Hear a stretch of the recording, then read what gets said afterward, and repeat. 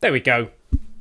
Hello everybody, I'm El Bristow. This is Ellitopia Gaming. Welcome back to KSP Live. Last week we blew up things and we made quite a few mistakes and lost a heck of a lot of money.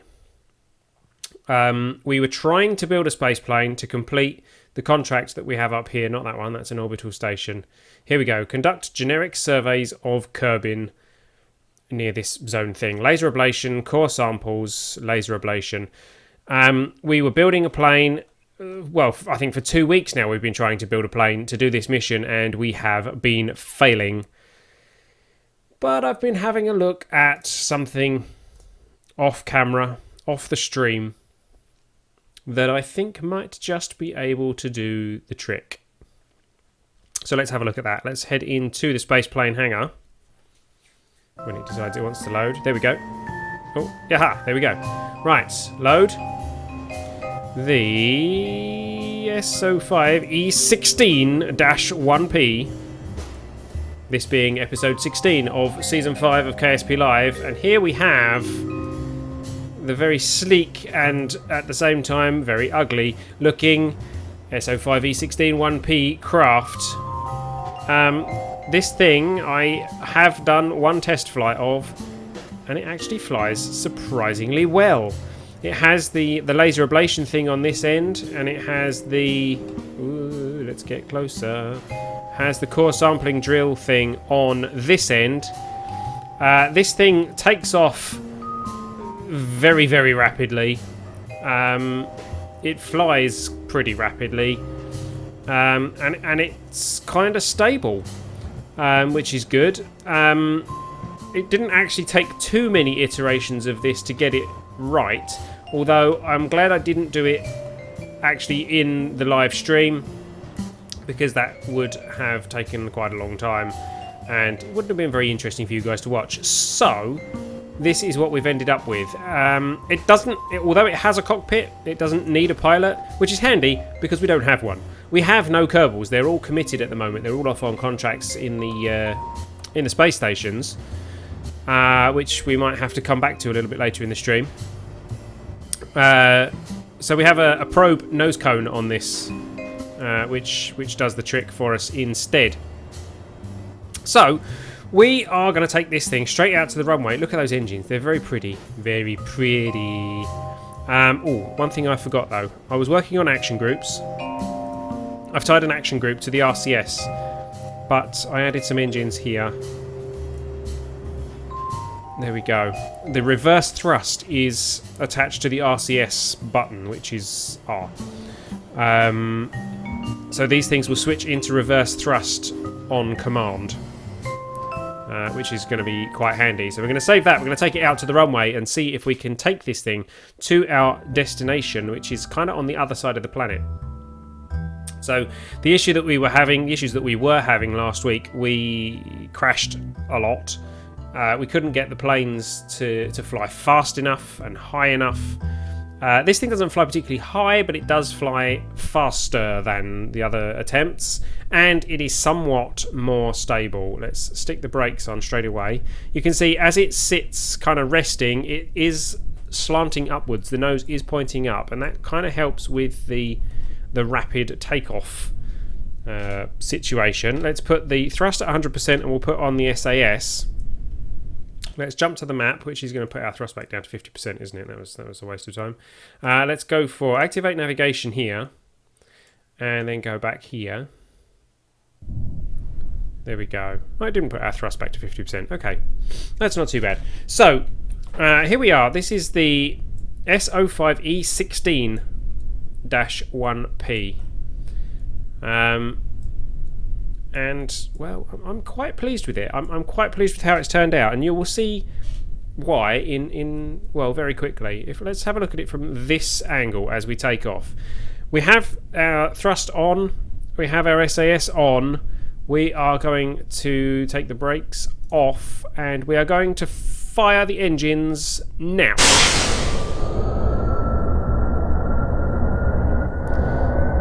It rolls. I'm not touching the controls. And lots of smoke. not touching the controls, and we are off the ground. Gear in,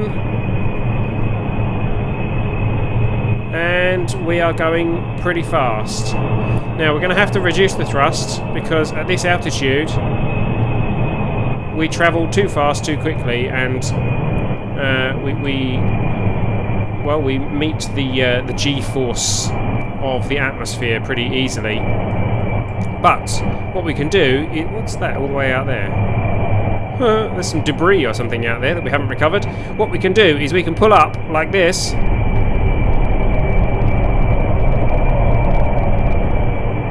and go up like this, and then put our thrust back up again.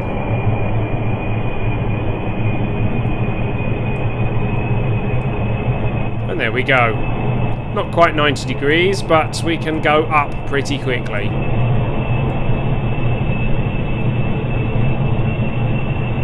We're holding a fairly steady speed doing this, which is good for a plane that's travelling almost straight up. Dropping off a little bit as the atmosphere thins a bit. So we can bring our nose down a little bit more towards 45 degrees.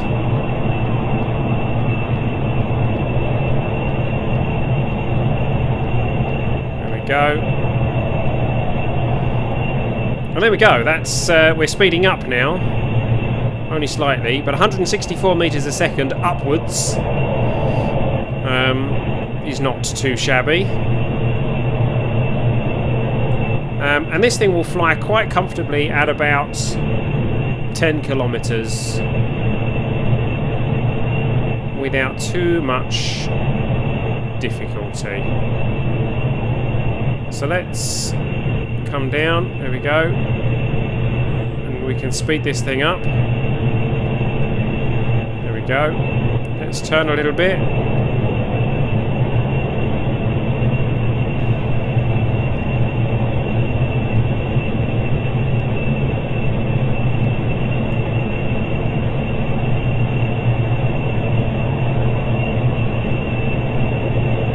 There we go.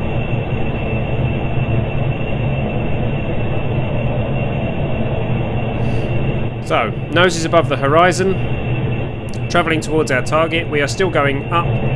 We are speeding up. We are now doing 230 meters a second. 240. 250. 260. And we are coming up on 8,000 meters, 8 kilometers. There's 270. So this thing is traveling pretty fast now. There's 280. And there is 8 kilometers. Still speeding up. 285. Obviously it does have a limit. Excuse me. 289. Come on, let's get us to 290. And there is 290. Yeah, it's kind of like an X-wing, but kind of inverted. It's a what would that be?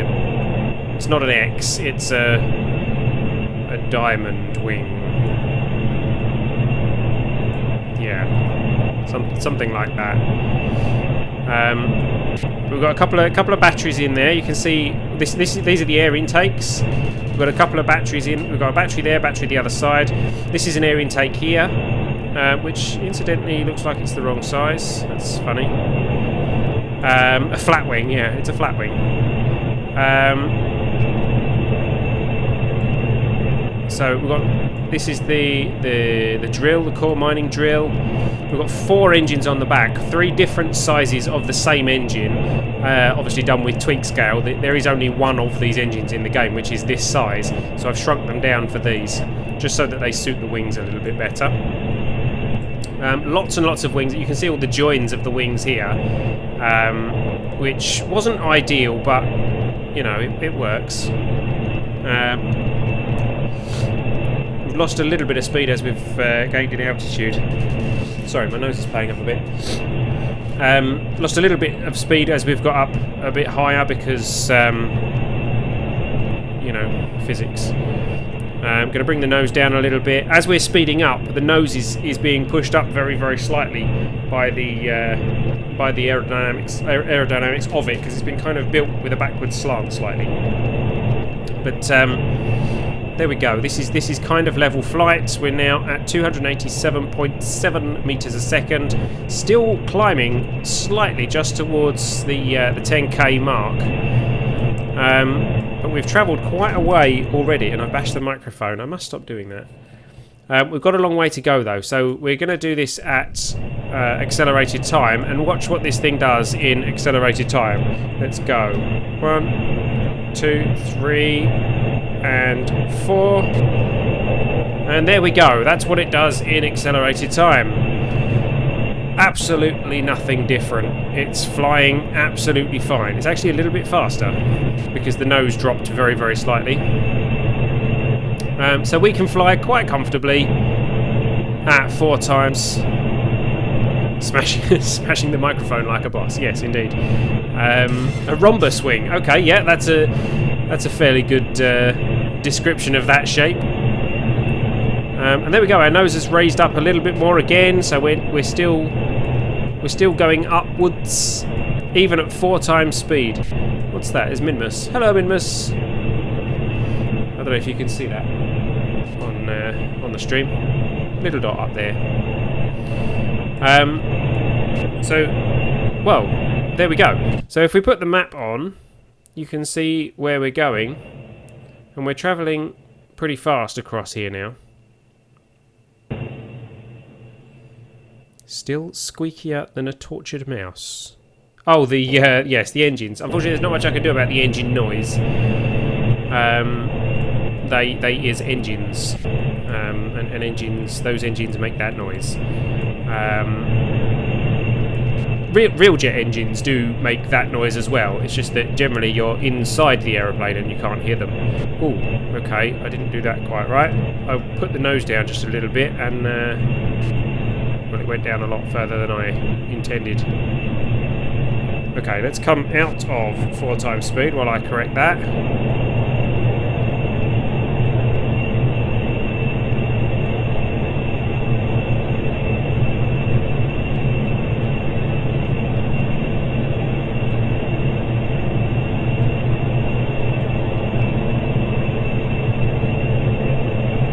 Okay, there we go. Back to 4 times speed.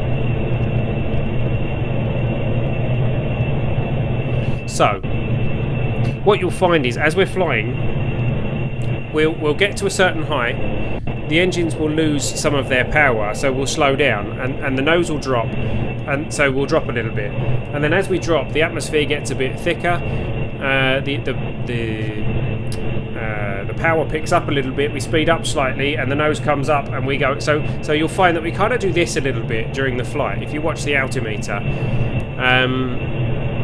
mind you, it does seem to want to nose up quite a bit, and we'll head to.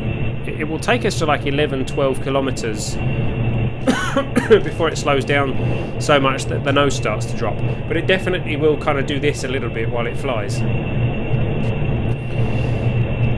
Watching this on my Xbox, chatting on here because my PC is so problematic. It's about time we got a new PC by the sounds of things. And there we go. Look, we're almost at this other peninsula, continent, whatever you want to call it, section of the planet already.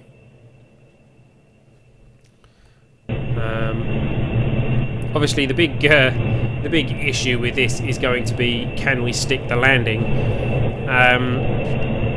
I have tested this flight, this plane, and I have been able to land it. I have to do it very, very carefully.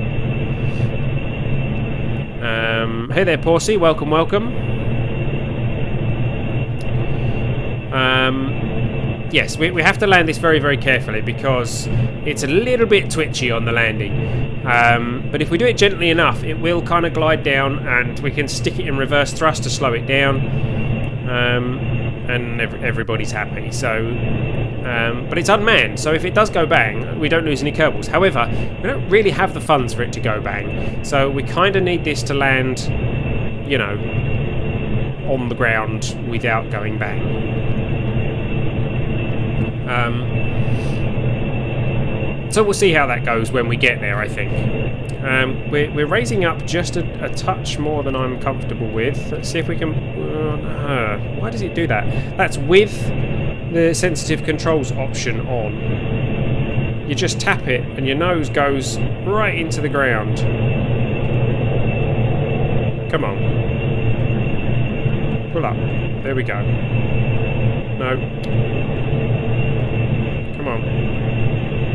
Right. There we go. That'll do.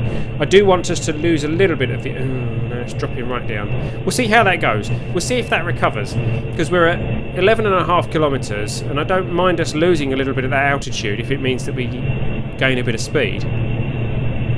And as we gain speed, the nose will rise back up again. So...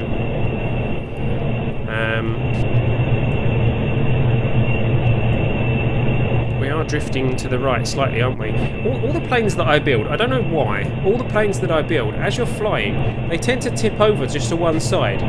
Very, very slightly. I don't know whether that's a mistake that I've made in the construction, something's not quite symmetrical or something like that. I mean, these aren't quite symmetrical because we've got a drill one side and a laser ablator the other, but they're as near to symmetrical as I can get them, and all of my planes, they tip very slightly to one side. Hey there, Brandon Chan, welcome, welcome. You appear to have the same profile image as Porsey there. I don't know whether that's significant. But here we go, we're flying over this peninsula now. Very, very quickly. Porsey is my gamer name. Ah, I see. So you are actually the same person. Well, welcome back.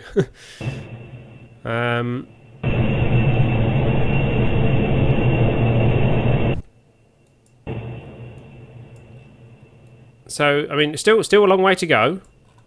But at 4 times speed, that's not terrible. We're going to get there relatively quickly. I mean, we've only been streaming for 30 minutes, including all my preamble stuff and the music at the beginning, which was about 15 minutes. So for about 15 minutes, we've got off the runway and we're kind of halfway there. Not quite halfway there. About halfway there.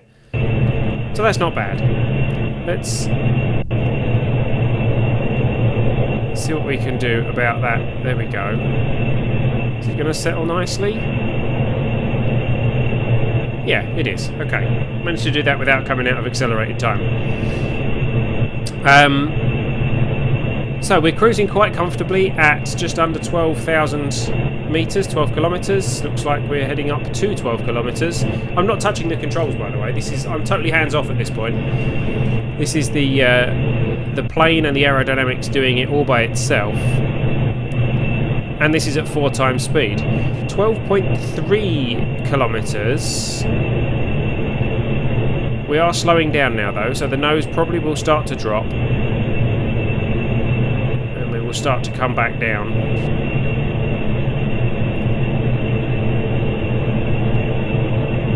We don't want to slow down too much because we want to get to our destination. I mean, if you look at the orbital speed, that will slow down as well. 400 metres a second orbital speed.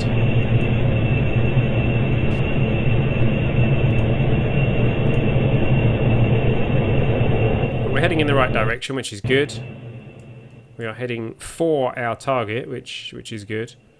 There goes the space station overhead, the larger of our 2 space stations. There's the smaller of the 2 stations. I kind of want to decommission this one because we don't need 2 space stations in orbit. Is that the larger one? Yeah, that's the larger one. That's the smaller one, I think.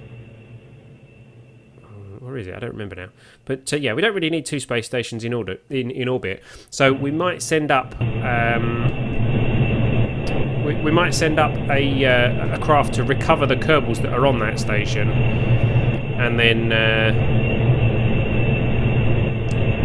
decommission it, maybe. I've been here a few months. I still cannot understand KSP. Technology goes straight through the ears of this dragon. Well, fair enough. Not everyone will pick up on the intricacies. Whoa, I did that wrong. The intricacies of the technological side. Whoa, okay.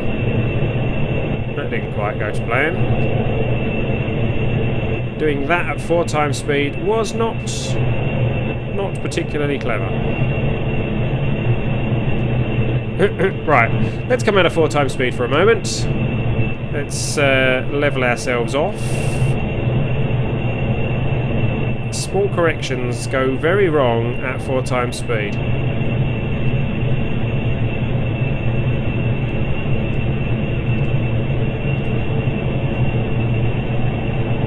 There we go. Right, let's go back to 4 times speed.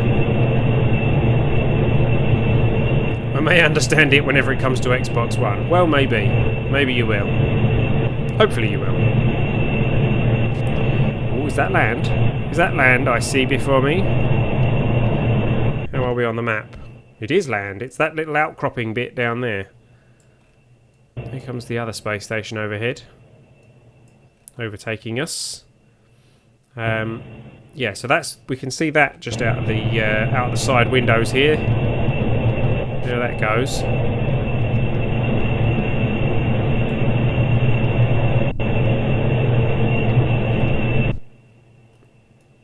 So where are we? We're over halfway now, which is good. Slowing this thing down ready for landing is tricky. Oh look, that engine looks like it's overheating, doesn't it? Where's the temperature? We don't see the temperature, do we? The UI doesn't seem to give us the temperature. No. But it is red, which usually suggests it's overheating a bit. Overheating a bit is not too bad. I'm going to sneeze, excuse me. Oh, there we go.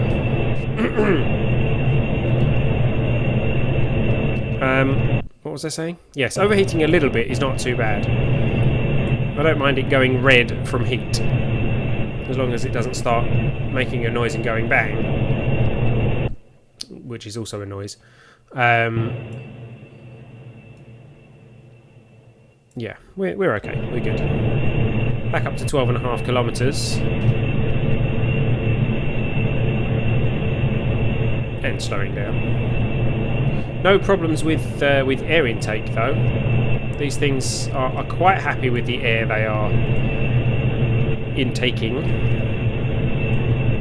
Even at 13 kilometres off the ground. The airspeed is quite high, the flow is good. Obviously it drops the higher you get.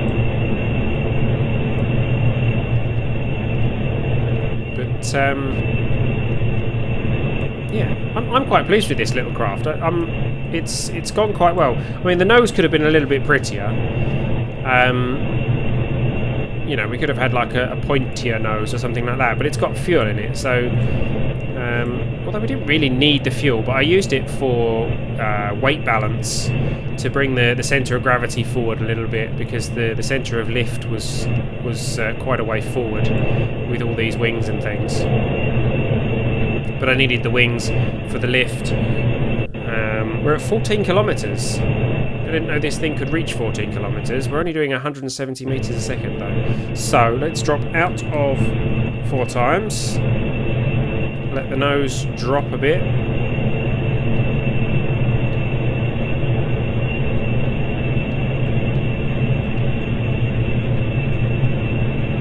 And we'll pick up some speed.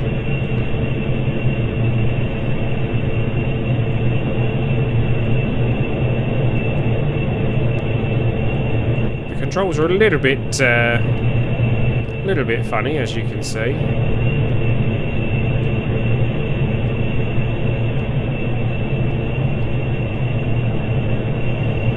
Right, now let's drop down a bit, and then we can pull the nose back up.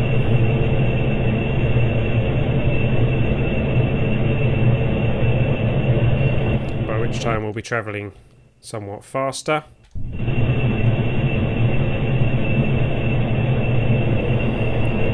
275. Where did we get to before? It was like 290 something. Let's see if we can break 300.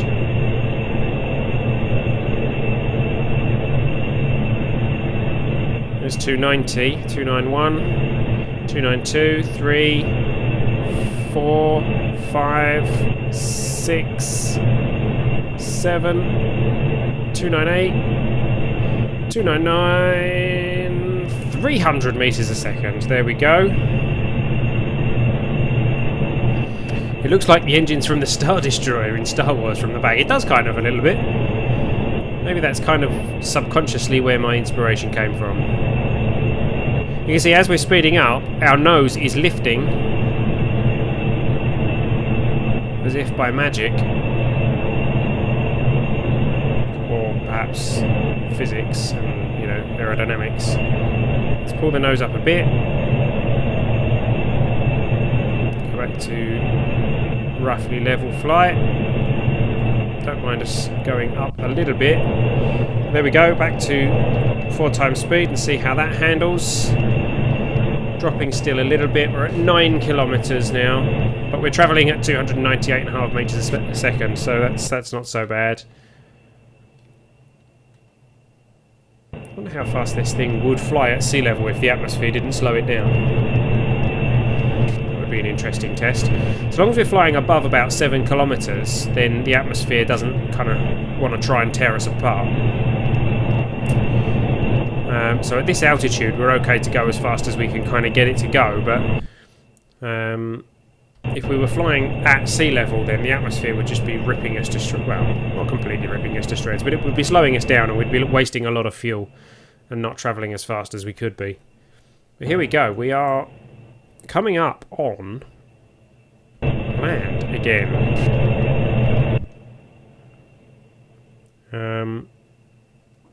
We are not far from where our actual target zone is. Can't see the land on the horizon just yet. Where's the sun, out of interest? Is it night time? I think it... Oh no, it's behind us. Ah, okay. That could be tricky because this thing's solar powered. Mind you, the engines charge it. And we've got plenty of batteries. So we should be okay. Nose is up again. Let's come out of accelerated time. Drop that nose down a little bit. There we go. Let's keep it level. And then accelerated time again. Oh, we're going back over 300. There we go. There's 300 meters a second again.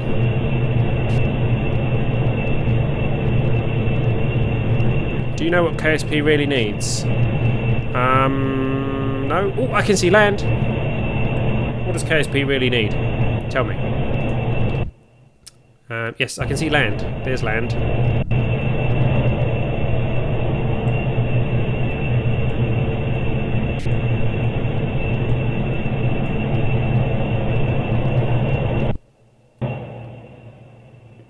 Obviously, once we hit land, we want to start coming down, really. Needs more dragons. Well, perhaps that's something... Look at those getting hot. Perhaps that's something to suggest to the developers. Wow, they are actually overheating. Right, let's slow the engines down a little bit. Because we don't really want them overheating. That's because we've dropped a little bit in altitude.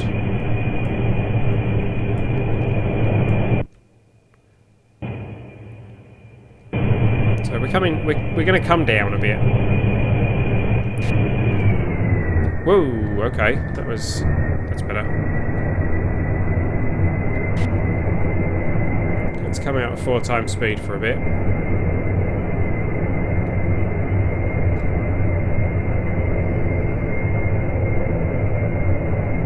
How do you overheat cold air engines?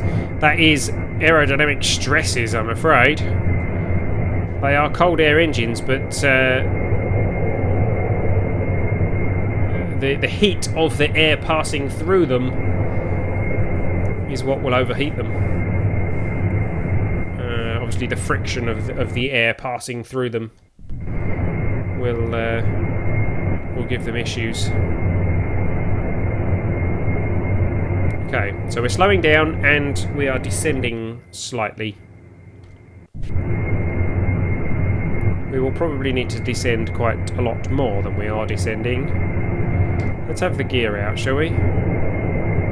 Aerodynamics will slow us down a bit more.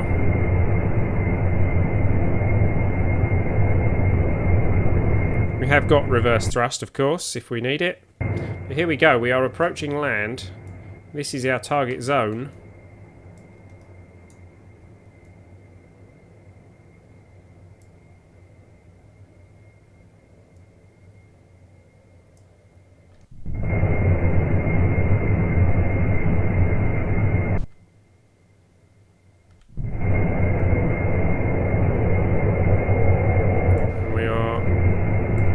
Coming into land. By that I mean we are coming over land. We are not yet coming down to the ground, although we are heading in that general direction.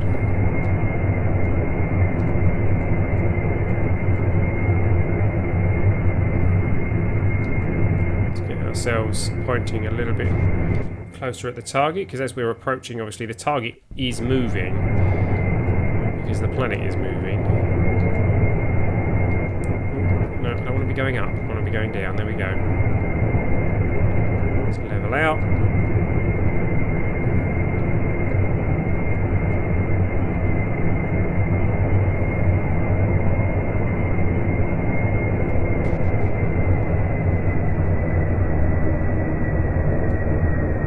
Let's cut the engines down so that we can descend and decelerate at the same time. However, we've still got a way to go, so let's speed up time while we do that.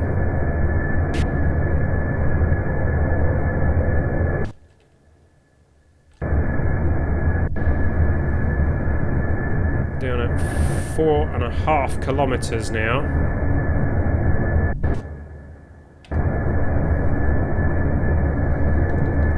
Okay, let's stop speeding up time. Pull the nose up a bit, because we don't want to actually come all the way down just yet. There we go, let's fly level. Still descending, but not quite so rapidly.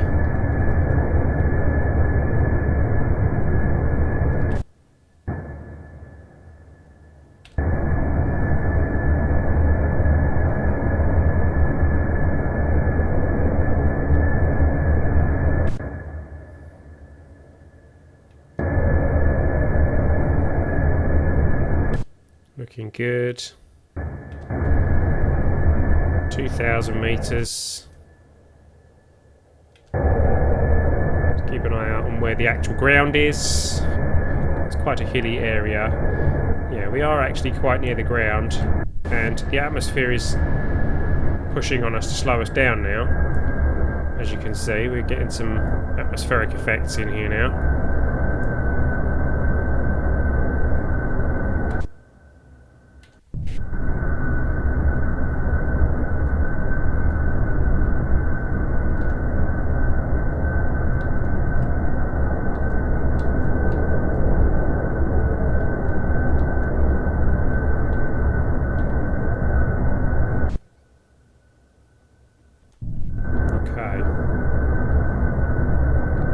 Looking good. 1,500 meters. We are still travelling quite fast, but we still have got a fair way to go. So let's speed up time a little bit more. There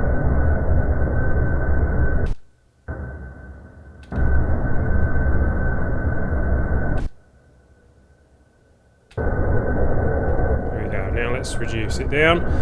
And how about we try out that reverse thrust? Zzz. All the engines come out into reverse thrust mode, slowing us down a lot. And then we can switch out of reverse thrust again and just reduce the amount of thrust we have got. Where are we? We're kind of on target. The nav ball is showing us we're not quite on target. Not quite sure how far from the target we are. Do we need to be landing?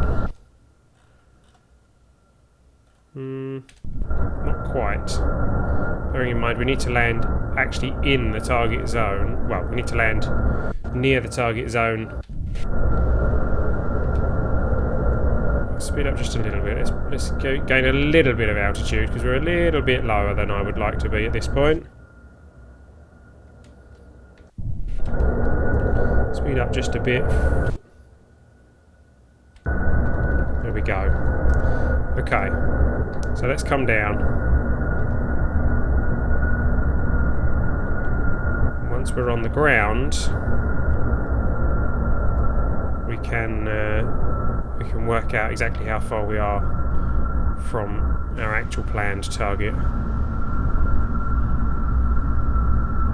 Ah, we are passing it apparently. It's just gone. Ah, we're now entering Zone Alpha.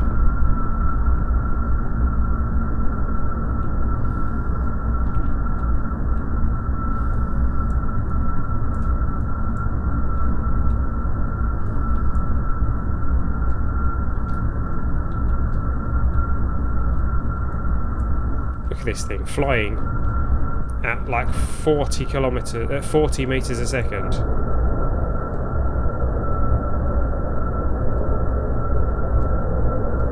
Just kind of hanging there in the air.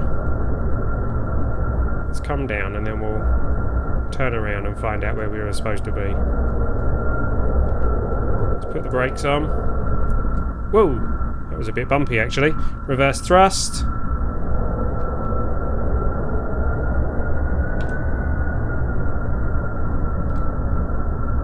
And there we go, we've landed it. We are down. The ground was a little bit closer than I thought. Okay, but we have missed our target, so let's turn. Let's take the brakes off.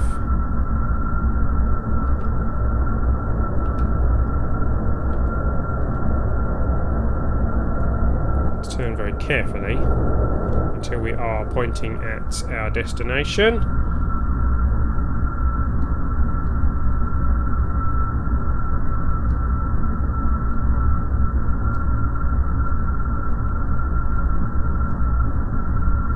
Go. Going a little bit fast. Slow that down. There we go. Okay, so we're heading towards. I think we're heading towards this one. Let's make sure we are. Yeah, we were. Okay, activate navigation. Heading towards Alpha. Navigation set to Alpha. We are rolling towards it quite happily.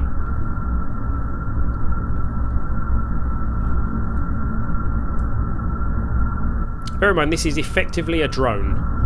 This had no pilot, other than myself, of course. No Kerbal on this mission.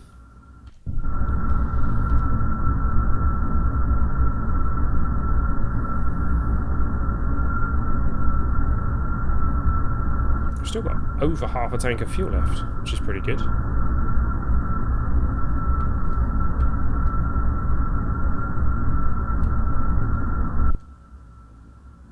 Come on, nearly there. Nearly there.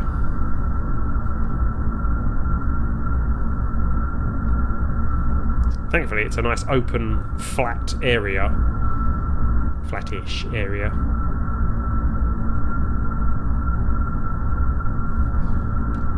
Ah, we're entering Alpha, and that wasn't the brakes, that was the lights. Let's stop, put parking brakes on, put the lights on as well, I suppose. There you go, there's the lights. Two forward, one backwards, because of the way I did the wheels. Don't need them though, that's just a waste of battery power, it's because it's night time. So, we are in Alpha. What was the required science from Alpha? We need a laser ablation reading from Alpha. So let's go Alpha. Let's go collect laser data. Pew! And whatever that bit does. There we go. Close study shows that Kerbin Highlands are composed of much the same material as Kerbin Lowlands. Well, thank you very much. 1.8 science for that, but that is the first stage of that one complete. These use quite a lot of power. So, I'm going to keep the data. I'm not going to transmit it just yet. Can we get a probe report from here? Have we already had a probe report from this area? No, we haven't. The telemetry indicates that all systems are functioning nominally. 0.3 science. We'll keep that as well. And then what we'll do is when we get the opportunity, we'll send all of the data together. So that is that. Oh, there we go. We gathered survey data from this zone. 8,000 funds, 4 science and 2 reputation. We could get a core sample here, but we need a core sample in, I think it's the next zone. Beta, yeah, okay. So let's go for... Oh, it's automatically switched to the gamma zone. So let's take the brakes off and thrust just a little and head to gamma zone.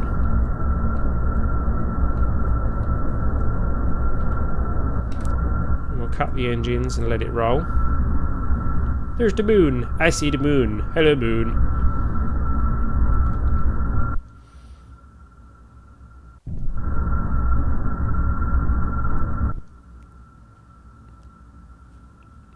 So yeah, we're going to be leaving Alpha and entering Gamma. Incidentally, Gamma is kind of a convenience store or a supermarket here in Spain. I think I mentioned that before on this stream. But I went to a Gamma earlier today. And what did I buy? I don't remember.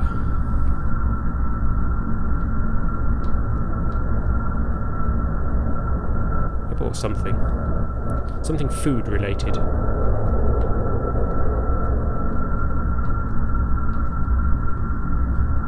We're drifting off to one side because we're going across the side of a hill. This recognises as a pod, by the way. I don't know why it recognises as a pod. Can we change it? Rename vessel. So it's not a lander, it's not a station, it's not a probe, it's a plane. Oh well. Come on, we must be entering Gamma by now. Our icon's pretty much on top of it. There we go, there's Gamma. Right, brakes. Lovely, thank you. And what are we supposed to do at Gamma? We're supposed to do another laser ablation reading. Okay, so we are going to have to transmit the laser ablation reading. So let's go here. There we go. Transmit data. And that will transmit everything we've got so far, but that will deplete our power quite quickly.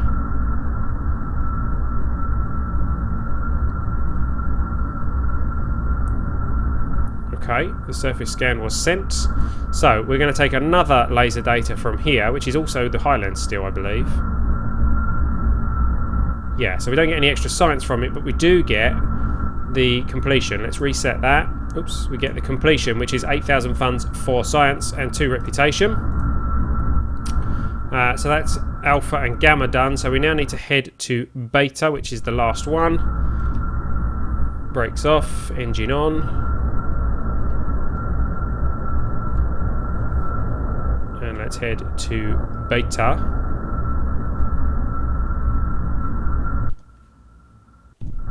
Which is downhill by the looks of things.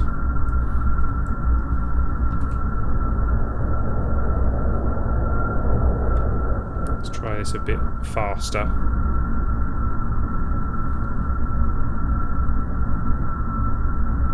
Good old Gamma stores causing radiation since the 1900s. Indeed.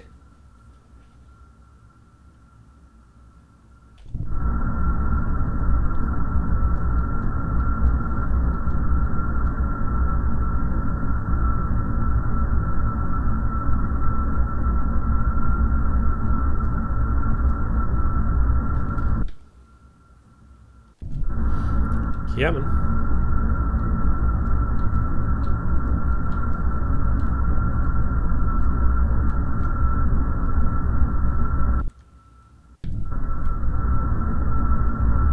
Kind of bobsleighing at the moment. The engines are off and we're just rolling down the hill. 18 meters a second. Approaching site Beta. Beta. How do you pronounce that? Beta or Beta? Or Beta? If you pronounce it better, you're wrong. Beta or Beta, you know, that's debatable. Sorry, really bad pun there.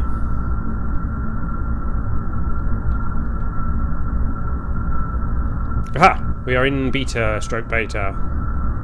Brakes and parking brakes, and this is where we need a core sample. So this is this side, and let's go collect core sample. Hopefully we've got the power to do that. Yeah, we have.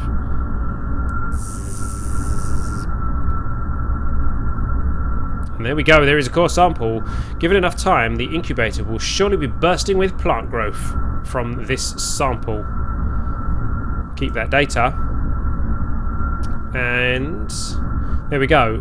We gathered the survey data, 9,600 funds, 4 science and 3 reputation, and 87,385 funds and 11 reputation for completing that contract at last. It's been about 3 weeks trying out that contract.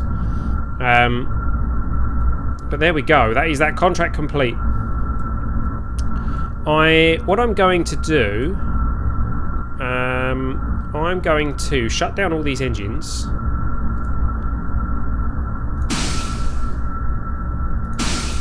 So that we don't use fuel.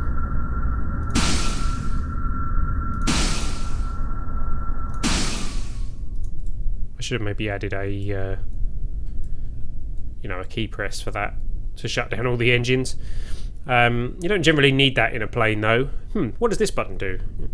Okay, so that reduces our power usage. We are still using a little bit of power, but hopefully that power will last fairly well with this thing sitting here. And I'm just going to leave this here because it's an unmanned vehicle. Doesn't need any, you know, life support or anything like that. And if at another time we get another contract on this side of the planet, we can just use this and fly this instead.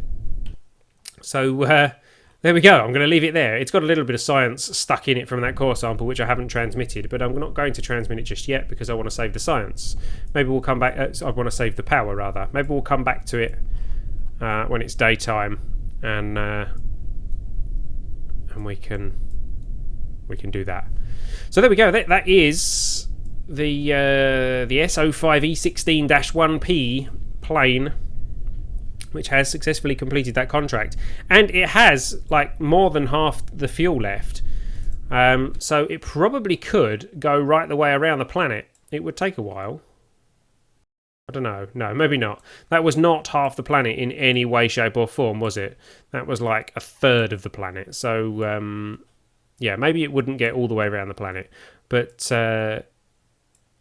that's done very well for what we needed.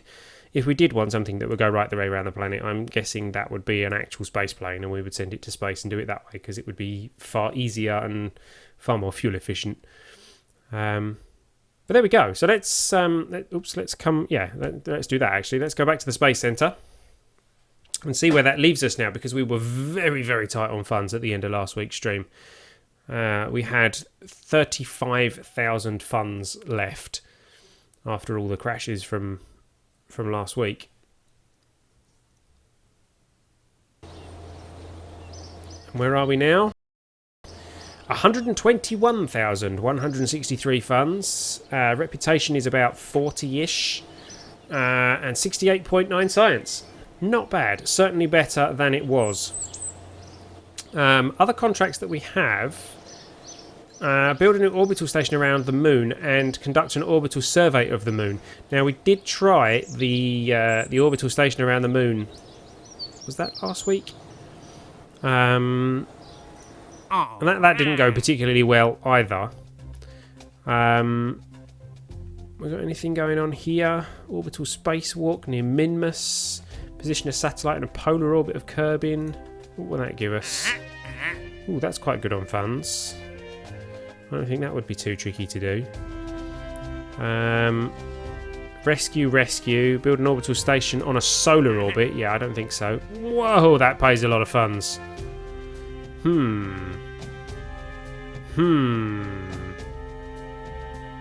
That pays a lot of funds.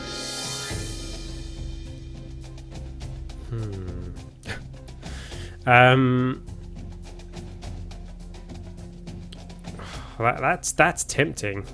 That really is tempting. That's got to be the highest. Oh no! Look at that one. Build a surface outpost on Duna. Oh yeah. Well, that would pay a lot of funds. That would take a lot of funds as well. We've got Explore Duna. That gives us that's offering a lot of funds as well, and Explore Ike. I'm going to sneeze again. I think something going on with my nose today. No, it's gone. It's gone. So yeah, Explore Duna would give us a lot of funds. I'm going to sneeze. Oh, excuse me.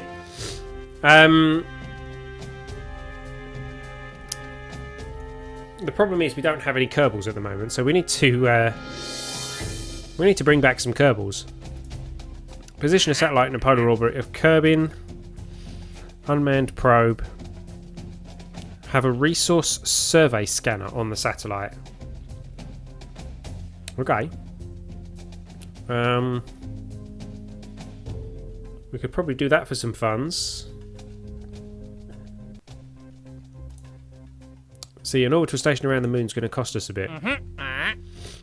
Yeah. But that will pay us a fair bit as well. But we need the funds. We need the funds to actually launch that mission. We need to bring our Kerbals home from one of the space stations to go on that mission. So, we're going to need some more funds first. So I think we're going to take that. We're going to take the polar orbit. We're going to launch a satellite into a polar orbit with a survey scanner. Let's go and have a look. If my nose will cooperate.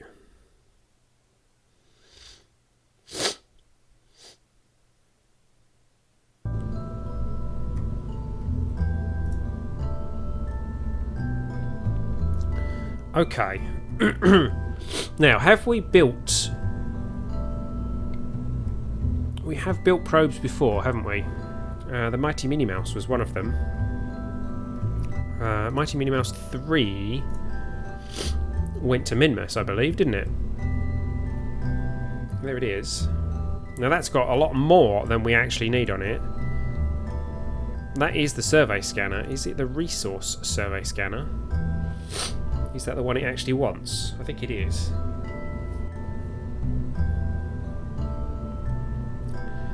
That's not it, hang on. There we go. Have a resource survey scanner on the satellite.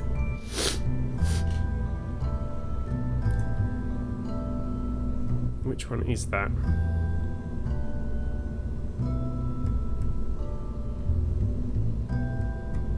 I think that is it, isn't it? It's a lot of money to waste if it's not it. Resource survey scanner. Well, that's the only thing we've got that would qualify as a resource survey scanner, I believe. So, that's what we're going to take with us. Now, we don't need a lot of the other stuff that we've got here. We don't need any of this stuff in here. So let's take that off. We'll put these somewhere, you know, more sensible. Like that. Let's just rotate them slightly so that they graphically look a little bit better. There we go. And then, we don't need that. We'll keep the battery on there. We do need the survey scanner. We need the fuel and everything. Okay, so that would be sufficient as a survey scanner probe. In fact, probably don't even need all that fuel on there. Probably only needs like a little fuel tank on it, doesn't it? Why don't we do this? Can we do this in a fairing? If I take that off, I wonder. Let's find out, shall we? Let's take this off. And that off. Does this need a transmitter? It should... Ah, yes, I've just taken it off, haven't I? Thank you. That's well spotted. Very well spotted. It will need a transmitter. We made that mistake before, didn't we? So, let's... That was the wrong button. That's what I wanted. There we go. Let's go. We'll put that there and rotate it so that it points skyward. There we go. Okay, so if we do we have a we haven't got a larger one of these things yet, have we? So we're going to go for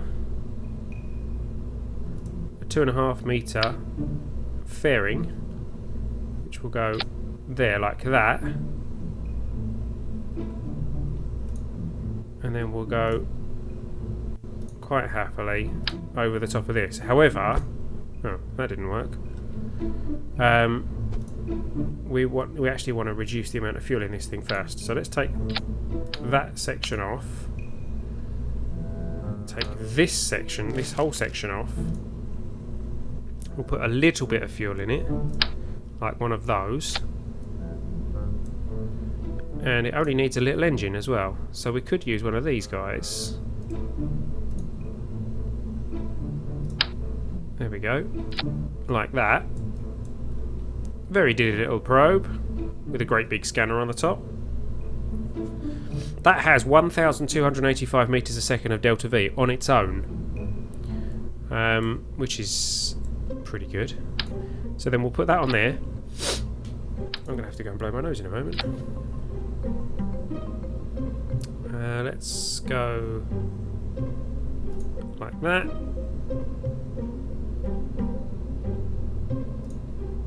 And like that. Nice. Put that on there. 7,221 meters a second of delta V, and it looks like a ballistic missile.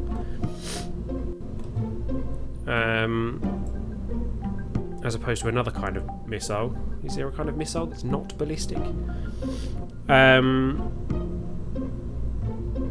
Looking good. Looking good. I like the look of that.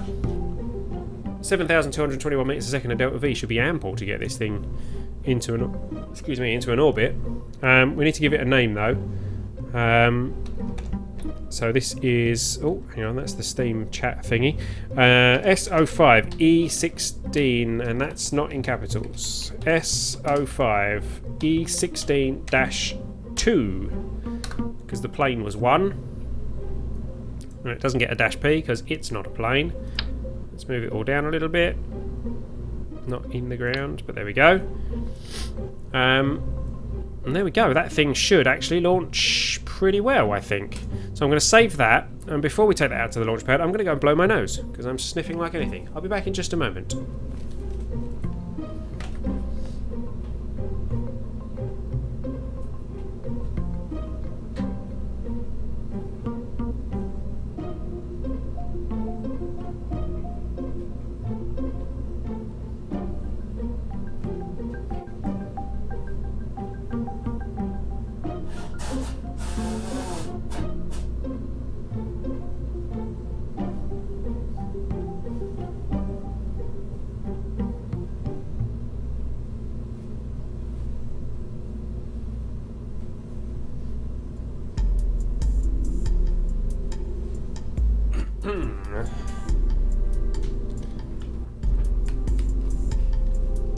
He's back. Yes, it would be an odd ballistic missile. It has, because it's got 4 other rockets attached to it. Fair enough.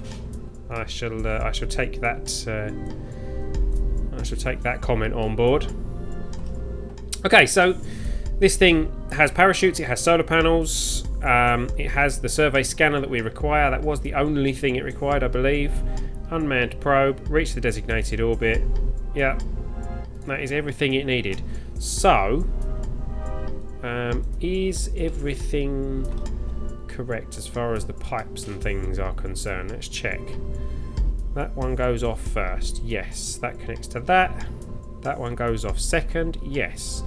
That one goes off. That's the wrong way around. That fairing needs to come off. Then that can come off. Then that can fire. And then the parachutes can fire separately, I think. There we go.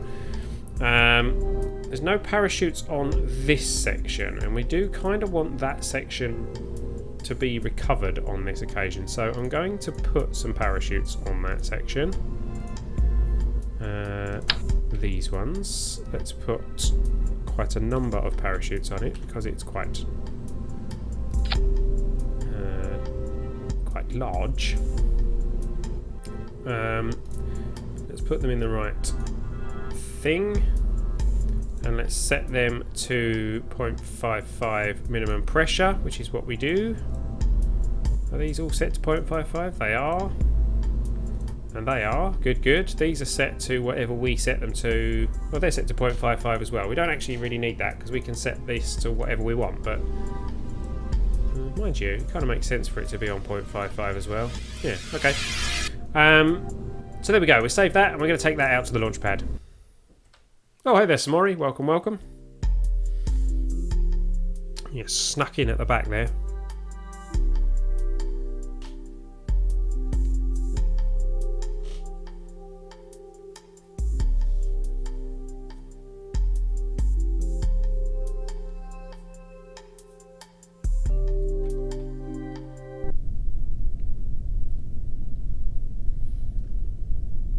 Okay, we are on the launch pad with the S05E16-2 probe rocket thingy. Where is our target orbit? Oh my goodness, that is a very high orbit. That's basically a lunar orbit. Okay, I wasn't really expecting that. Where are we? Oh, we are actually where... We're actually where it needs to be. Right, let's get this thing launched. Which way round do we need to be going?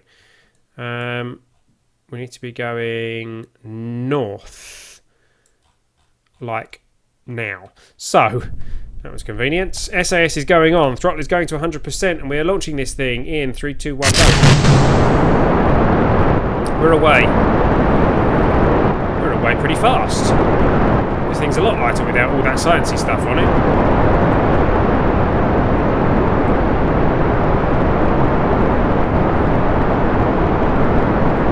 50 there, 50 meters a second.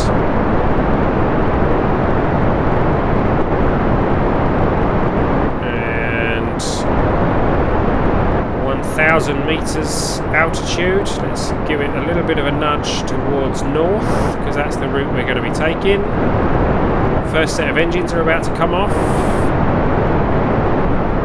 There they go. With the parachutes, good. I'm going to try and keep this relatively vertical because we've got a long way to go. We've got a lot of height to add to this. Doesn't really matter if we turn late. Other than the fact that we won't be using the atmosphere to help us quite so much. Having said that, we do need to turn a bit more because we are gaining in altitude pretty quickly. We are coming up on 8,000, there it is. Normally by this point I would be trying to be at about 45 degrees, so there go those engines. They are away. Our prograde marker is starting to drop now, but we are at 13 kilometres, 14 kilometres. Where's our APO at this point? 18, 19. We are now a ballistic missile.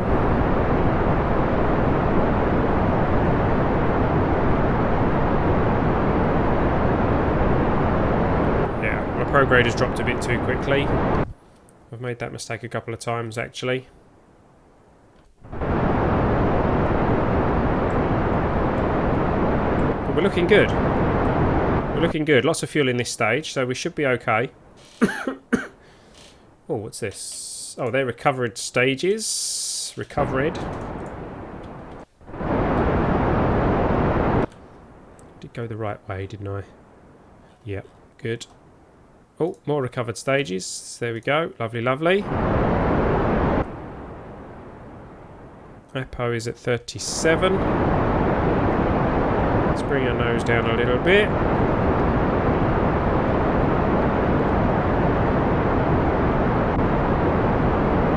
There we go. Apo at 44, 45, good. Oh, our orbit's over there a bit. We don't want our orbit over there a bit, we want it over here.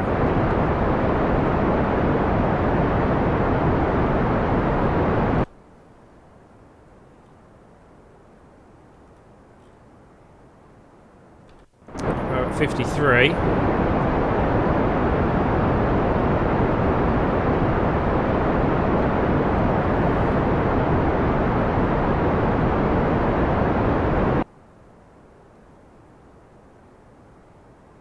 $61, $62.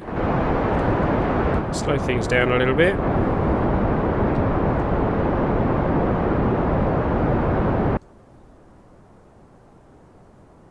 Apo is heading out of the atmosphere now, which is good. There it goes. There. Yeah, we're slightly offline. We've just gone past the ideal line for that launch, but never mind.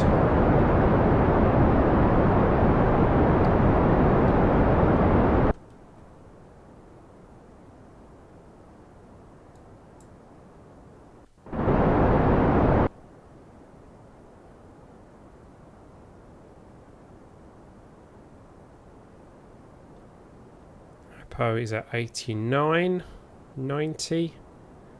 I think we'll cut it at about 100. Oh, we are in space now, so let's cut it at 98 then. Let's get ourselves pointing horizontal. And we'll speed ourselves up to the Apo.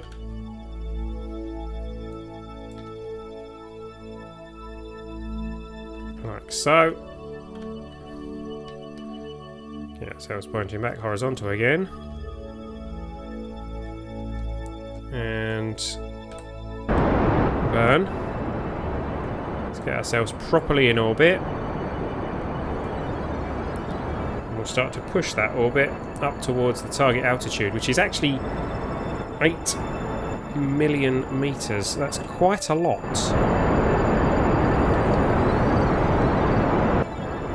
There's orbit.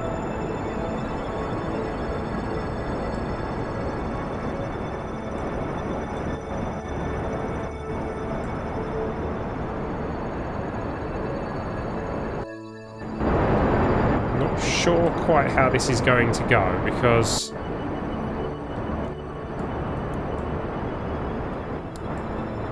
yeah, we're going to get the Apo out there, no problem. 8.2. That's 7.7. Oh.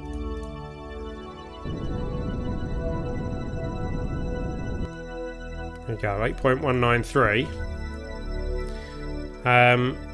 We're going to need the solar panels exposed right about now, aren't we? Because there we go. Solar panels exposed. Help us keep our battery charge up.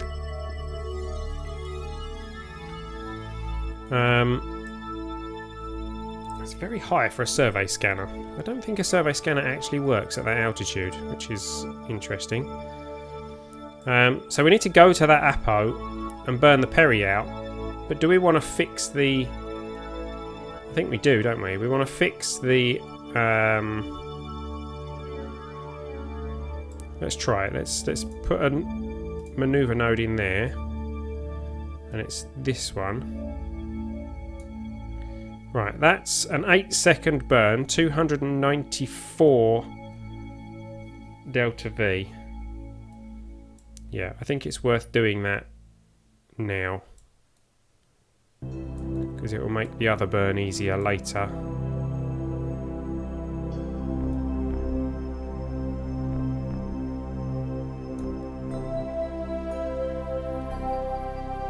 .4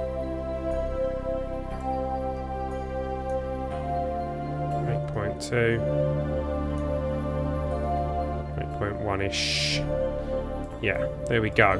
So that's coming up in node in 1 day. Okay, that's not... Oh, because it's round there. Okay. Cancel that, because this should be up here. I didn't do that right. Right, so it needs to be about here. Which means actually it should have been that one that we did.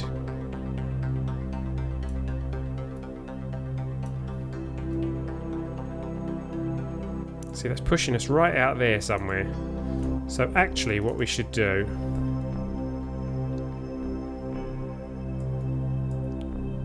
Maybe we should do it down there. No, I think what we'll do is we will push our Perry out. Oops. Didn't mean to do that. If we push our Perry out... There we go. Which would be this manoeuvre. No! Whoa, whoa, whoa, whoa, whoa, whoa! Oh dear. Hold on. That was the wrong button. That's just wasted some of our fuel. Okay. Need to be very careful at this point. Let's cancel that.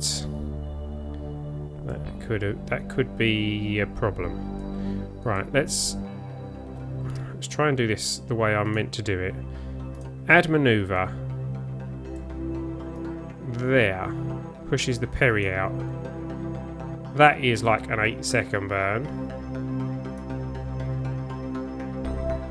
9.4 is what we want.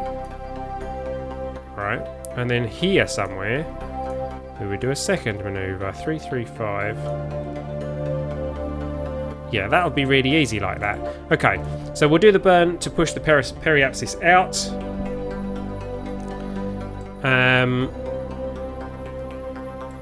To 9.3 from 9.4. Yeah, okay. And then we'll do another manoeuvre down here somewhere to correct it into the right place. A 9-second burn in a day. Okay. I've got a day. Excuse me. Got a day to make that manoeuvre.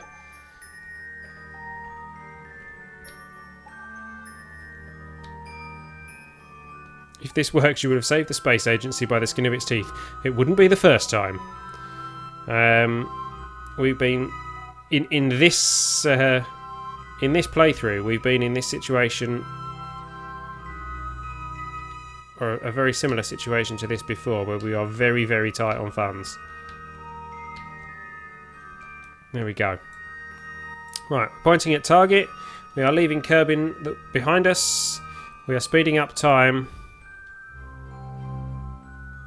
Watching the power. Yeah, looking good.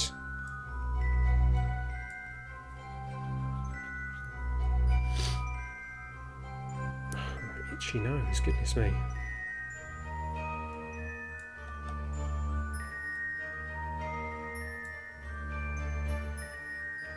Come on.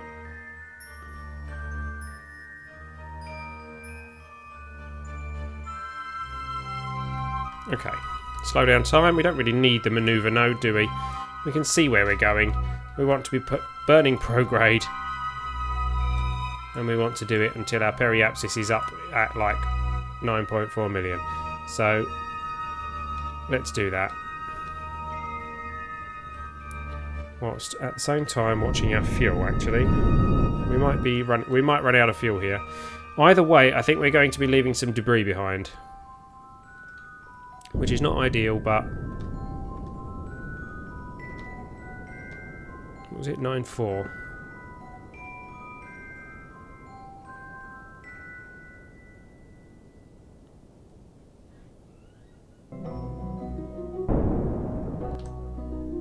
Well, there's 9.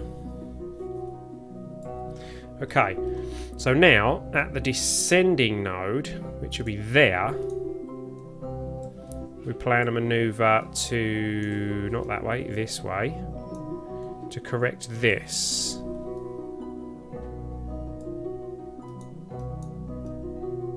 Which will put it on the right path. And at the same time, yeah, so we don't want that. So we can reduce this in. Periapsis at 9. That'll do for now. I'll tell you what. Let's bring it in just a little bit more. So that at this apo, we will be roughly where we're supposed to be.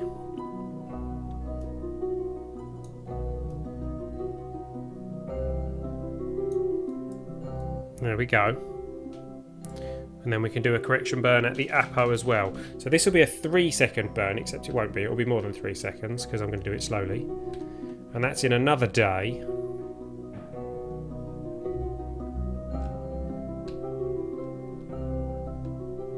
And there we go, on target. And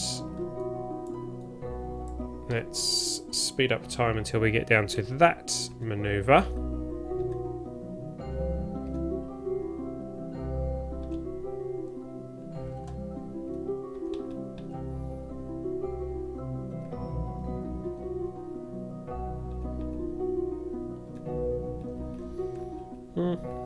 About here is close enough, I think.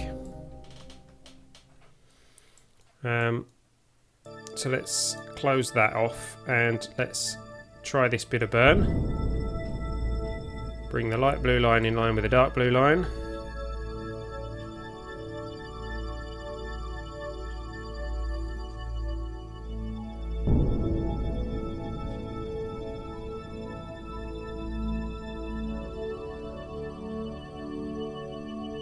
How close are we going to get it? Oh, look at that. The descending node is on the apoapsis-ish, almost. Okay.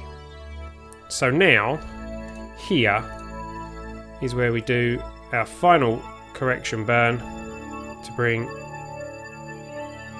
the apo and the peri to where they're supposed to be.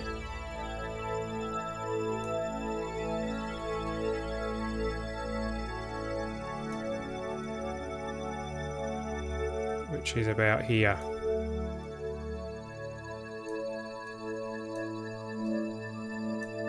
There we go. Close enough. That will be within tolerance. So that's another day. Let's get ourselves lined up with that. And that's a 1 second burn. Does that mean we've still got the fuel to do that?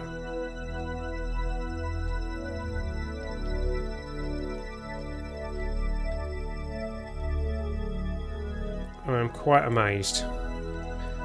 We haven't actually needed to use the fuel that's on the probe itself.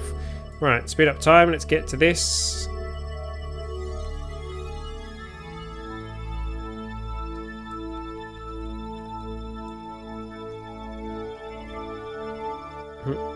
If we don't do this correctly, it looks like we're going to be captured by the moon.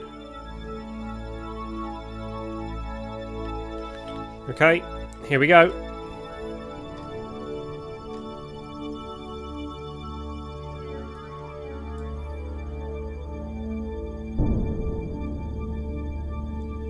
Down you come, Perry.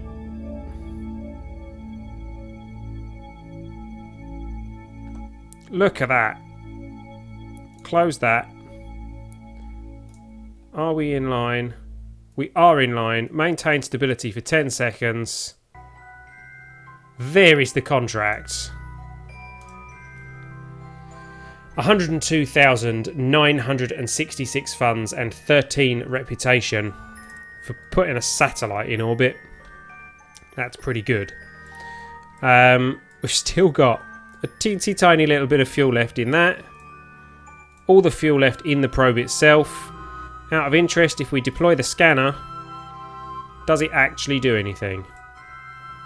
Perform orbital survey. Yeah, we have to be between 60 kilometers and 1,500 kilometers for an orbital survey to actually work. So that is actually a complete waste of time. But that was the mission. So the mission is done. Let's retract the scanner. And if we wanted to, we could probably actually pull the Perry in so that it was in the right place for that mission. As it is at the moment, at some point it will probably get captured by the moon and flung off into the far reaches of space, I imagine. But I don't know, it's not quite close enough to be captured by the moon, I don't think. But we'll leave it there for the moment, because that's where it was supposed to be. Let's head back to the Space Centre and see where that's left us. I'm doing very well, thank you very much, Samori, although it seems like I've, picked up a cold since the stream started. I'm sneezing, my nose is itching, my eyes are watering. 215,952 funds, still like 40-something reputation, and 68.9 science. Not enough science for us to do anything with, but that is enough funds for us to do some things with. Map 5 asteroids endangering Kerbin with a Sentinel infrared telescope. Does it want us to launch a new one? The mapping process will happen passively over a length of time as long as any active Sentinels are near the specified orbit. They do not need to be newly launched. You will receive progress notifications as suitable. Right, so where is the one that we put the Sentinel on? Because if it's close, that's some really easy funds for us. Let's zoom out. What kind of orbit does it want it on? No idea. Doesn't show us. That's a pain because we have that one. How much fuel has that got on it? Let's have a quick look.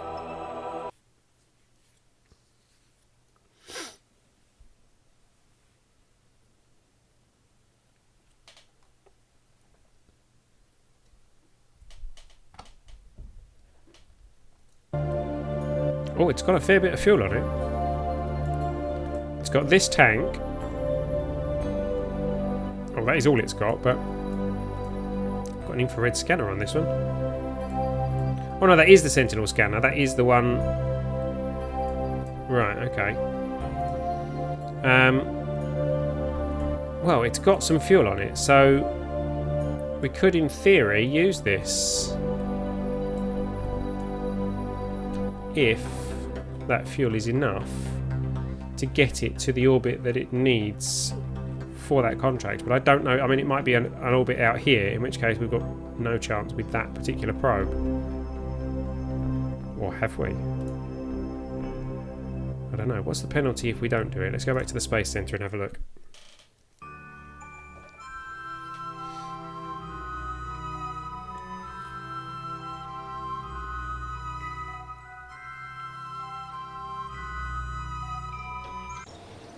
My cat's asking to come in. You can possibly hear that in the background. He's not allowed in at the moment. He's been a naughty boy. Reach the designated orbit around the sun. They'll give us a 20,000 advance, and it will cost us 23 if we fail. So it's a net of -3. I think we can manage that, just for the sake of finding out whether we can do it or not.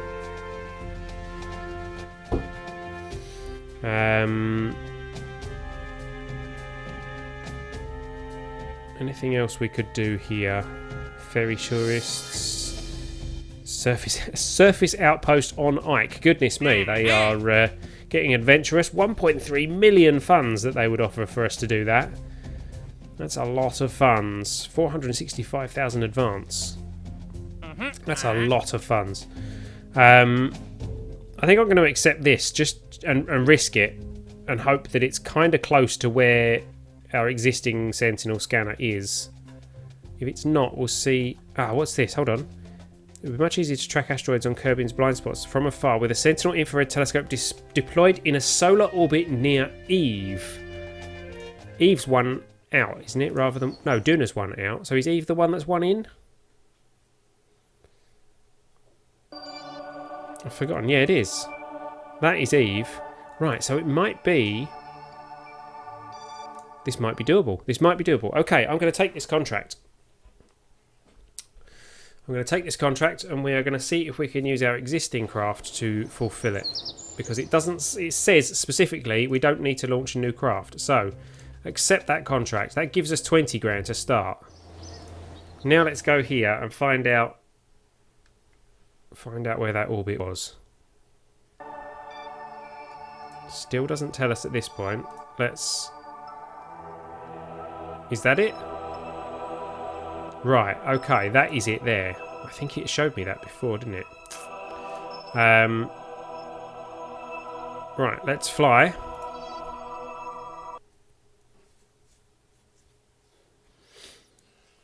And once we've done this, we'll probably have to go and check on our space stations to see if they need life support. In fact, we can check that from here, can't we? 789 days, 489 days. Okay, so it looks like they'll all be okay. Zooming out. There we go. Right, so we need to get round to here. It's on the same plane that we're currently on, which is good. So from here, we burn our Perry in.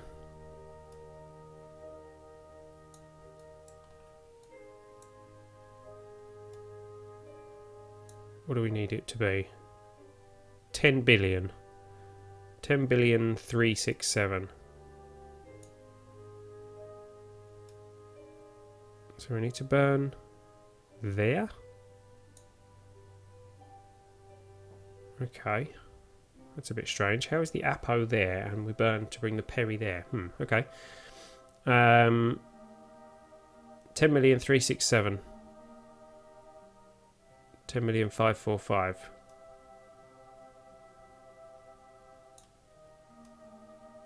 There we go. Looking good. So for this craft, it doesn't know how long that burn will be. Okay, so let's get ourselves lined up to the target. It'll be 15 days before we get there.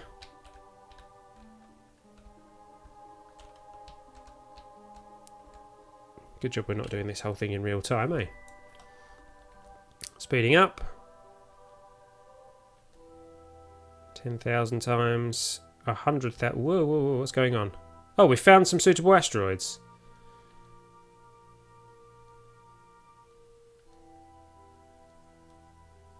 But we're not in the right orbit. Yeah, so we'll have found the 5 asteroids, but we're not in the right orbit yet. What? We completed the contract. I didn't have to do anything. My goodness, that really was easy funds. I didn't actually reach the designated orbit, but we still completed the contract. What? Map 5 asteroids. Oh, but there you go. I mapped 5 asteroids and I didn't have to do anything. Well, I told you that mission was going to be easy. Let's go back to the Space Center. All I had to do was just fly a bit.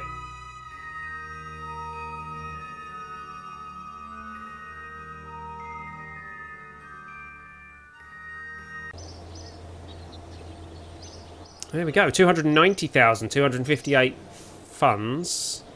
Still about 40-ish reputation. 70.9 science.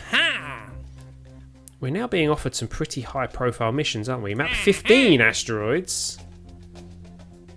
What if it's as easy as the last one? 605,000 funds with an advance of 247. That's worth doing. Accept. He says, as he thinks, hold on a moment, did it say we needed to be launched? No, it doesn't need to be newly launched. 0 degree inclination. It's about the same orbit as the one we just did. That's a lot of funds for not doing particularly much. And even if we cancel it, all we actually lose out net is 14 reputation. Okay. So we've gone in the space of this episode. Hey there, William Farnham. Welcome. In the space of this episode, we've gone from 35,000 funds to 537,000 funds, with a possible 600,000 funds coming soon after. That's quite a turnaround. Let's go back to that craft and see if it will start scanning those 15 asteroids straight away. Let's look at it. It's basically the same. It's basically the same. Focus Minmus. What? I didn't say Focus Minmus. I went to fly my craft. Did I pick the wrong one? Nope. That's definitely the right one. So, if I go to the map and do absolutely nothing on this contract, we're kind of roughly where the contract is. Have a sentinel on the vessel. We have. Reach the designated orbit around the sun within minimal deviation. See, we are not within minimal deviation, but if I speed up time, do we start tracking the asteroids? Because if we do... No. Okay. Looks like it's going to make us actually do some work this time. So... we're in pretty much the right place, though, so... let's burn. Bring that Perry in.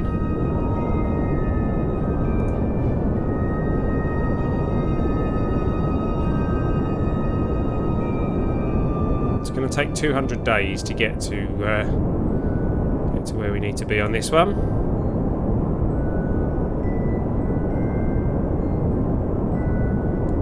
10463 is what we want.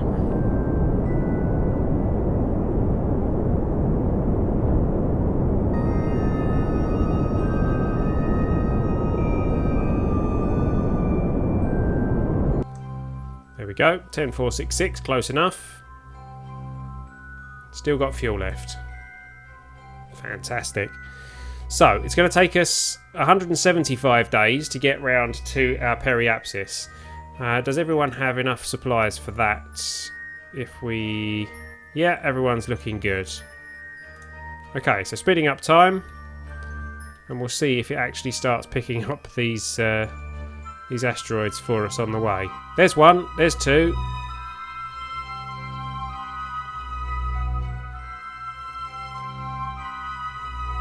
Three, four, five. They disappear again, but 6, there we go. 7, 8, 9. We can't actually track them because we haven't upgraded the tracking station yet, but... and look, there we go. That's the contract complete. And we didn't even actually get to where we were supposed to be. I like these contracts. Give me more of these. Contract complete. 605,138 funds, 16 science, and 29 reputation. For doing a burn. Not bad. Not bad at all. Back to the Space Centre. I think we might have enough funds to launch our crew transfer rocket up to the space station now. 1,142,956 funds. 48 reputation now. 48% reputation. 86.9 science. Any more of them? Oh look, map 12 asteroids. Near Eve.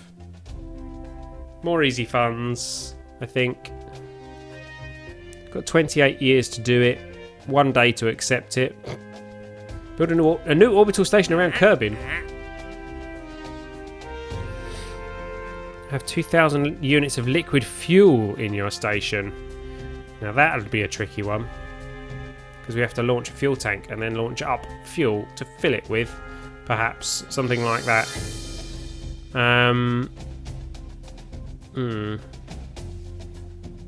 Yeah, tricky one, that one actually.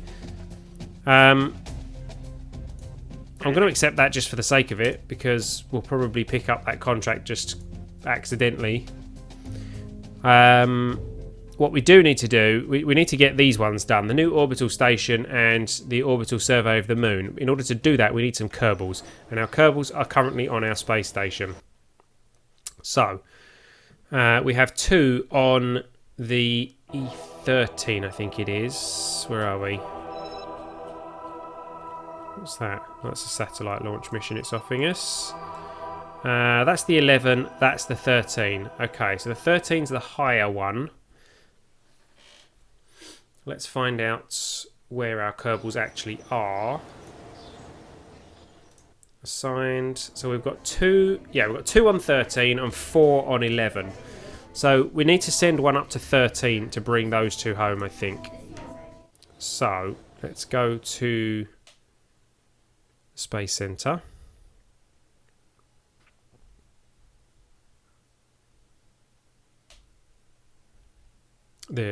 The VAB, sorry, I just realised what I said. Okay, so we have launched a vessel like this before, kind of a Soyuz type thing, but I don't remember what we called it. Excalibur, the Homecoming, was that it? Contains locked or invalid parts. Maybe it wasn't the Homecoming. Pretty sure it was though. Yeah, I think it might have been. So what was up with that then? Why, if we go for the Homecoming 2,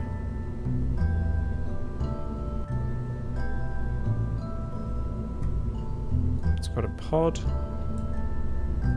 No, that doesn't look like it. Oh, that was the rescue craft, wasn't it? Okay, so it's not that one. So, what one was it? I don't seem to have a...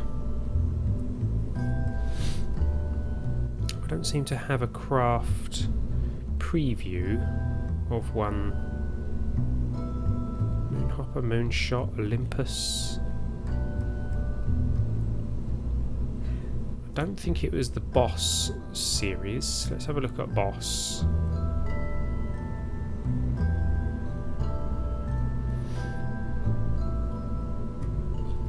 Where are you, Boss? Nope. Wasn't that one.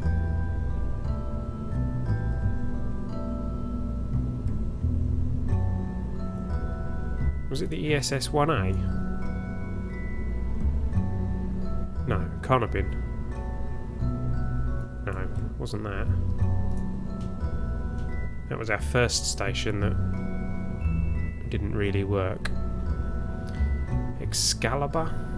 I don't think it was Excalibur. So maybe it was one of the S05... one of the E12s? Let's have a look at E12-1. 45,000 funds. Ah, that looks more like it. Ugly looking thing, but yes, that is what we used before, I think. Can we do something better than that? I think we might be able to do better than that now. Or can we? Maybe we can't. It's got parachutes on it. I think it landed okay, didn't it, when we sent it before? It's got RCS on it for docking. We ended up with a fair bit of fuel left over as well, if I remember rightly.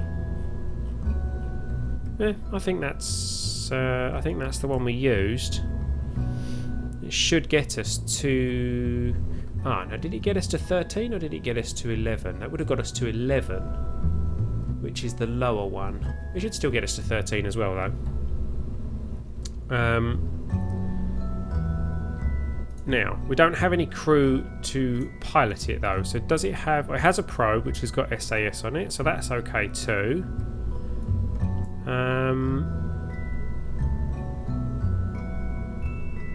Yeah, looking okay. Okay, so let's not call it the S05E12-1, let's call it... well, actually, I mean, it is the S05E12-1. But we're not in episode 12 anymore, so it's going to have to be episode 16-3. Go on. We'll save that and take it out to the launch pad.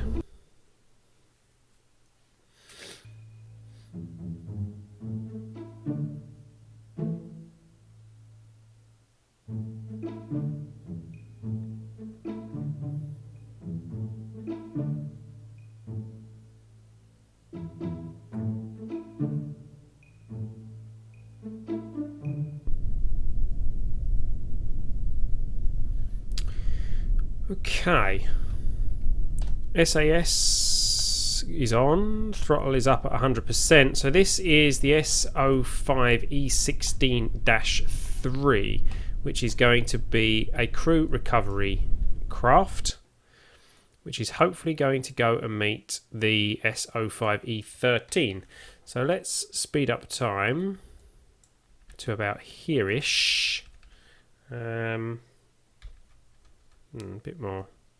There you go. I've not launched... I don't think I've launched anything to go and rendezvous with this station yet, so I'm not 100% sure where it should be. Altitude of 314 kilometres is quite high. Throttle to 100%, and let's launch this thing with a runny nose. Hang on.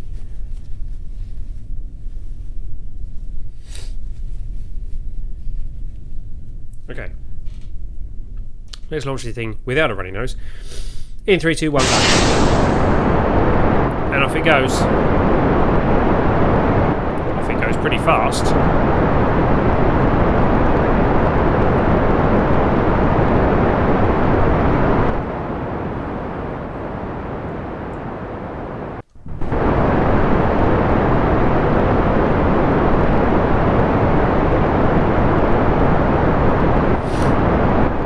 This quite high, quite straight. It's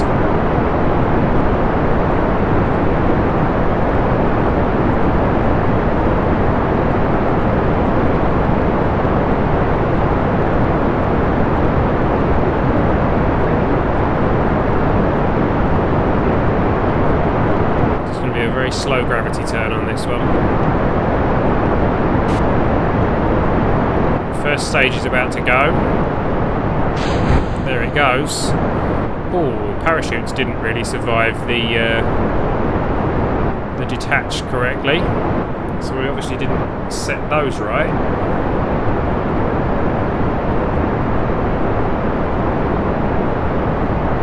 $11 kilometres, 12 kilometres. How are we doing for Apo? 20, not bad.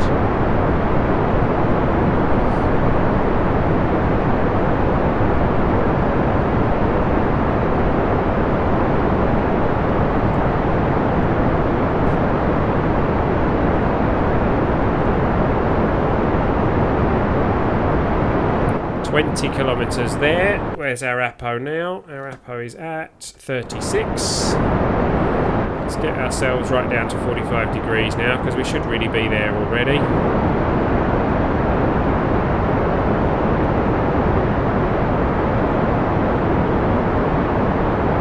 And there is 45 degrees. Apo is at 58.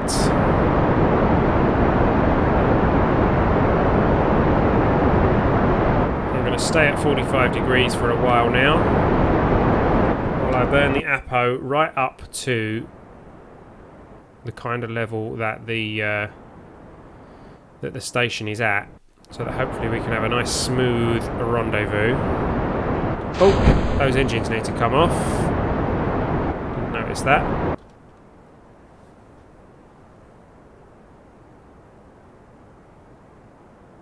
See, taking the Apo to 100 is quite easy to meet with that station. Getting it up to 300 is not so easy. What have we got? Recovered stage. So it did recover it despite the tricky parachute situation that it had. 313, so it's going to be 300-ish by the time we get up there. It's going to be over here, isn't it, that we actually do the rendezvous.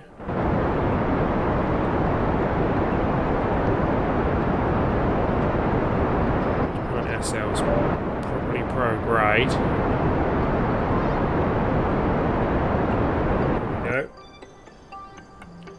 There's 200 metres, 200 kilometres rather.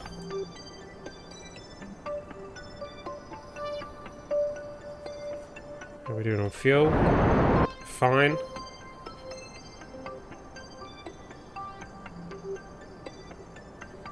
So, set as target.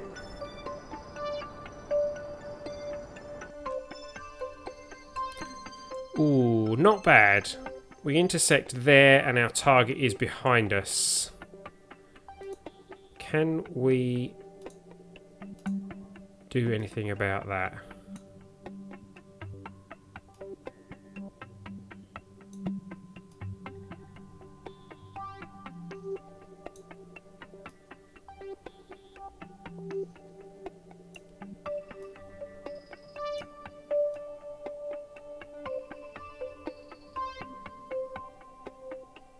Yes, we can, is the answer to that. That would be 18 kilometre separation, which is pretty good.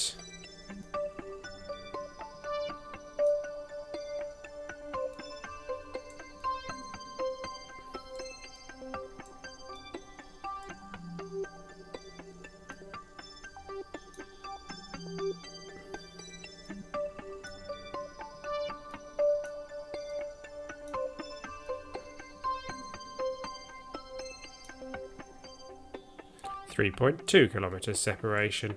So that slight correction burn will put us pretty close to our target. So let's get ourselves pointing in that direction.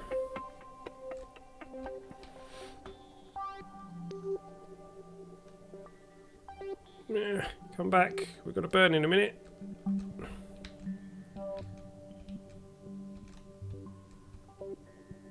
There we go. It says 4 seconds now. Fair enough. 7, 6, 5. Going to burn at 2, 4, 3, 2. There. Cut. How did we do? 2.6 kilometers separation. Fantastic. How's the fuel? Looking good. So, speed up time. Let's get us up near to it. There is our Apo. Now, target speed is considerably higher than ours, so we need to slow that down pretty quick. And we do that by burning target retrograde, which will actually be, for us, pretty close to prograde. Oh, come on. This thing's a brick. Burn.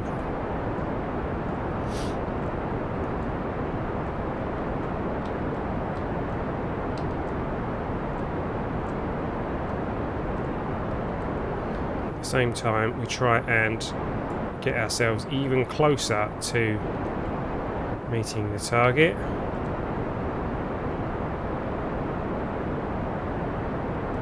Like that.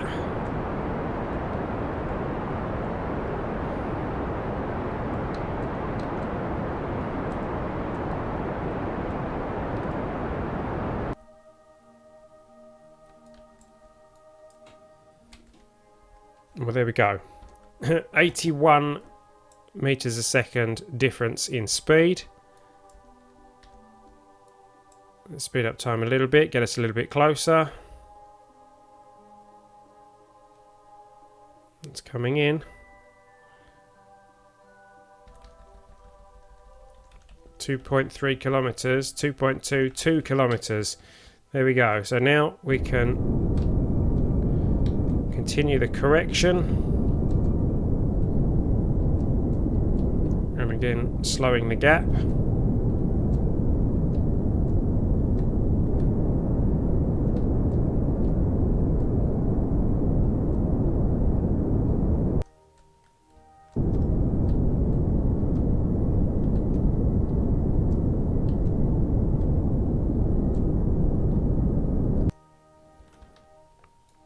We're now heading directly for it. We're less than a kilometre away. Travelling at a speed difference of 15 metres per second. That's not bad. That's not bad for my first attempt at docking with this station. Look at that, our orbits are almost in sync. Speed up time a little bit until we get a bit closer. Because I'm pretty sure I can slow down. Whoa, not that fast. Pretty sure I can slow down 15 metres a second.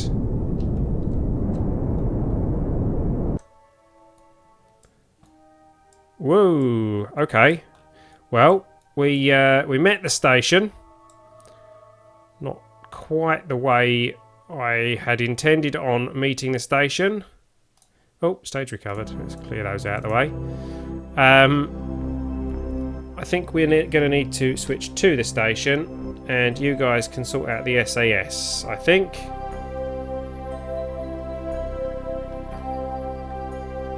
Slow it down, get it steady, get it stable.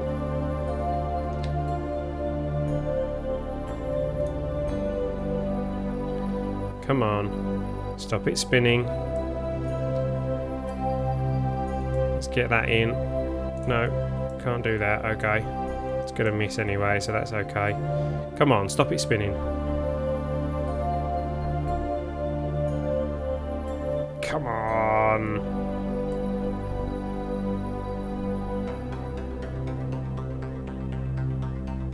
I can stop it spinning by cheating a bit.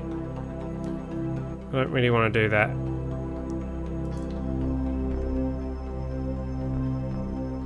Many white things. Was that clouds? Why is it not stopping spinning? Ah, because I don't have anyone in the pilot seat. Okay. You, Jelly. Crew hatch. Oh. Transfer. Get into the pilot seat. Please. Please. Jelly. Crew hatch. Jelly. Cockpit. Come on. Get in the cockpit. No? Okay. Missed your opportunity. Bob, transfer. Cockpit.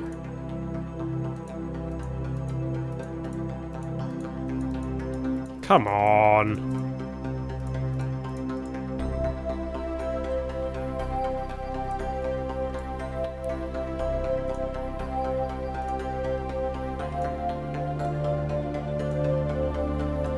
It won't do it. Ah! Aha! There we go. Thank you, Jelly, at last. Now, let's spin this thing around so that we are facing our other craft. Okay, now we can switch back to the other craft, like so. And there's 0.5 meter-second speed difference between us. Let's get ourselves pointing at said craft. This Clampatron is our target. We are controlling from, not the Probodobodyne, we're going to control from the Clampatron here. There we go. And that gives us, puts us in docking mode. Turn our RCS on.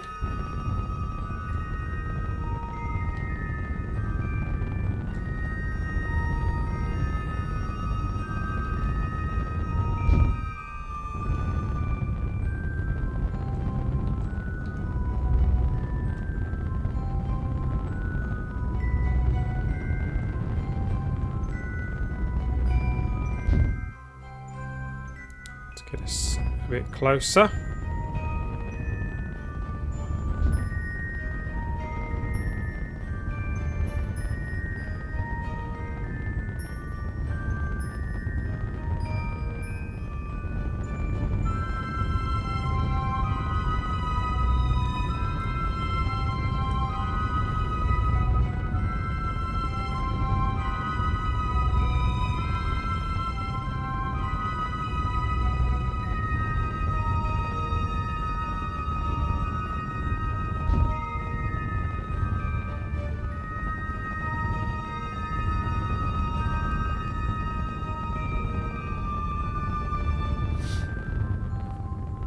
Are we actually going to be able to dock this thing with this fuel tank still attached? That'll be quite impressive if we can.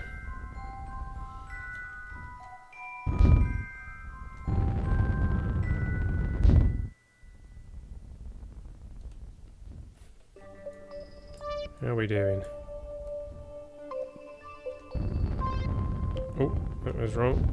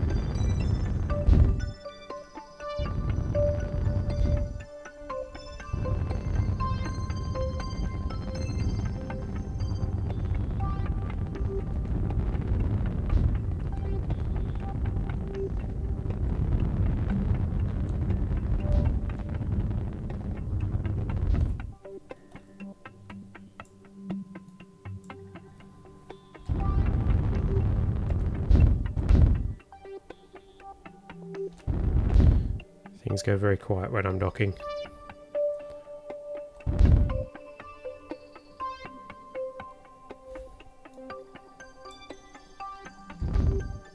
No.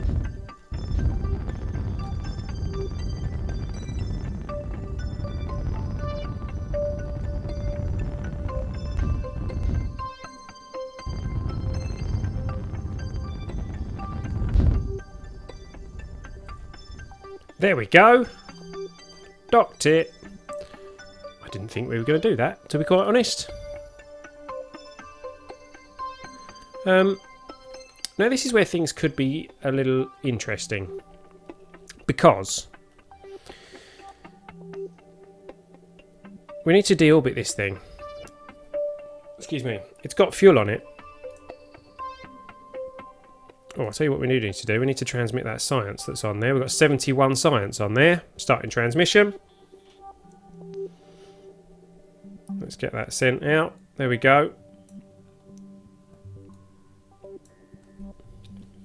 That's the research science that we've built up on this craft. That's all sending. Now what I'm thinking is, we've still got a bit of fuel in this tank down here. If we point this whole craft... I'm pointing at my screen. Over there. If we disable this engine here, burn retrograde with this engine to deorbit the station, then decouple, then that will burn up in the atmosphere and maybe be recovered. But our people will be safe in this contraption because we'll transfer them. All that science transmitted, didn't it? Okay. Jelly, it's time for you to come out of there again. Where's that crew hatch, which is always in a weird place? There's one. Transfer. I'm going to transfer you to there. And Bob, who is currently still in here, I'm going to transfer you into there. There we go. So they're not in this section anymore. They're down here. If we shut down this engine, control from here, which I don't know if that's actually going to let us do what we want to do. Let's turn the RCS off and see if it will let us turn with this ship attached. This is going to be iffy, I think. But the idea is that we, in some way, we... hold on, let's toggle that in. We need to activate all these parachutes.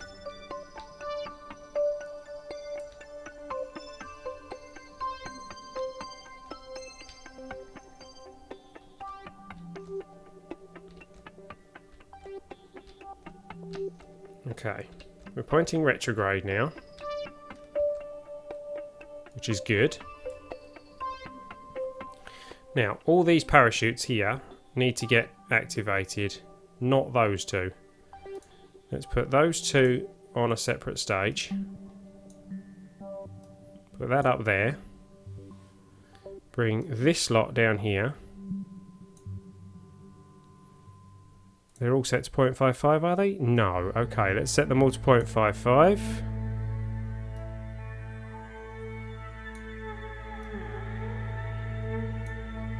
So that they don't fire too early in the atmosphere.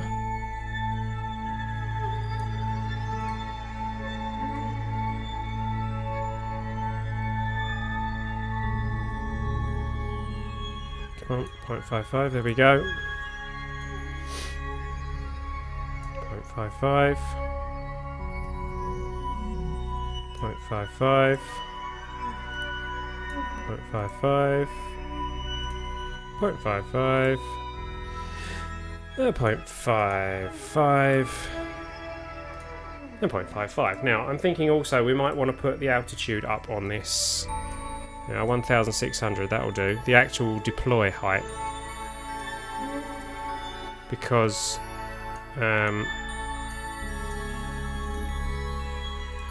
this thing is going to be quite heavy. It's going to take a lot to slow it down, isn't it?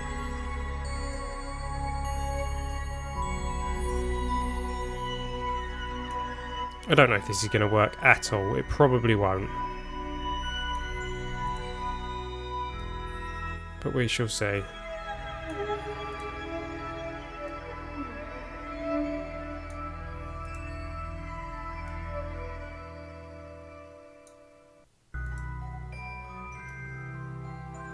There we go. Okay, so all those parachutes are ready. We can now activate them.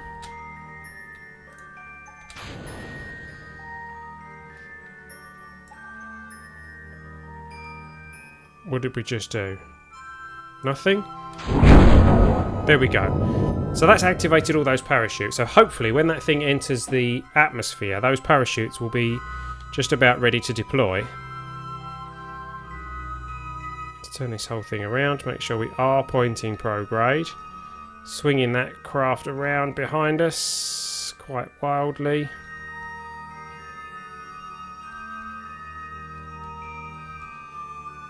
There we go. Back to pointing, sorry, not prograde, retrograde. Okay, so the next stage to fire will be down there. So that's all okay. We don't need to worry too much about that. Let's disable. How much fuel have we got? Keep that fuel in there. Let's disable crossfeed on this. There we go. And then let's gently burn.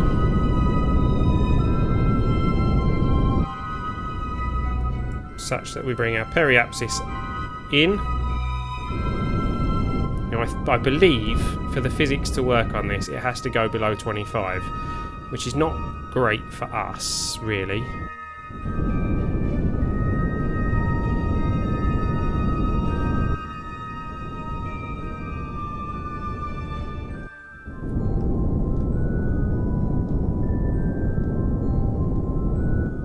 The thrust slightly, preferably without breaking this craft off, which is certainly being stressed.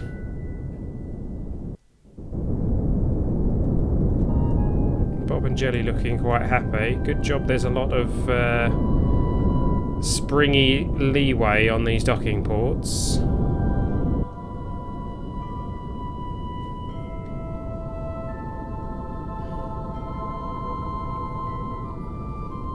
I mean, I could decouple it now and just kind of see where it ends up. It will just crash into curbing, I think.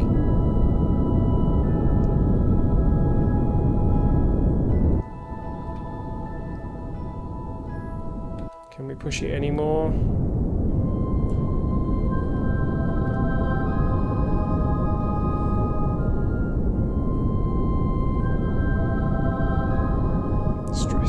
Stressing it quite a lot now.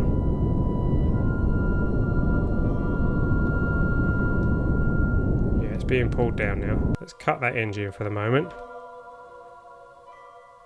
We're at 200,000. Let's pull it up.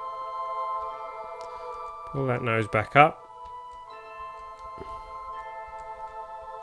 Get us back pointing retrograde.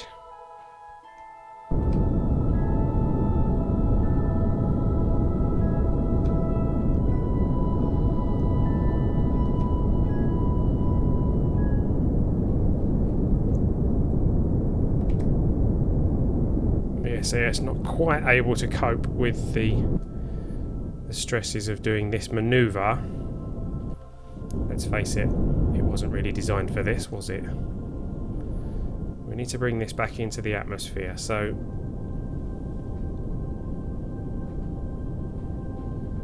it's going to take a little while. Jelly and Bob looking quite happy though.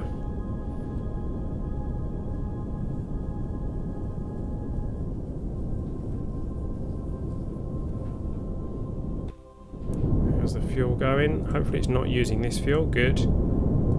Should just be using this fuel. There's plenty in there.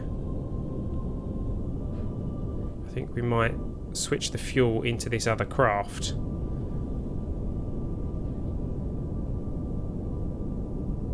Ready for re-entry.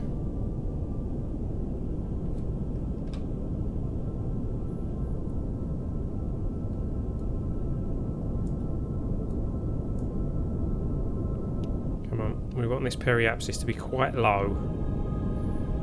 and then we'll decouple and then correct the periapsis on our actual recovery craft. Electric charge is running out. How is that even possible? It's right, it is running out, but it's because all our solar panels are facing the wrong direction.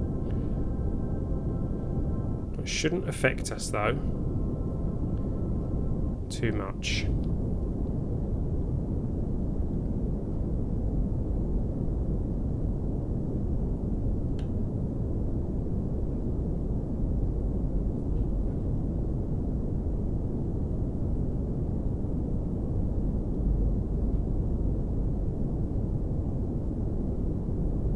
I think it has to go below 25 for... yeah, electric charge depleted, but that means the SAS has put us into a spin.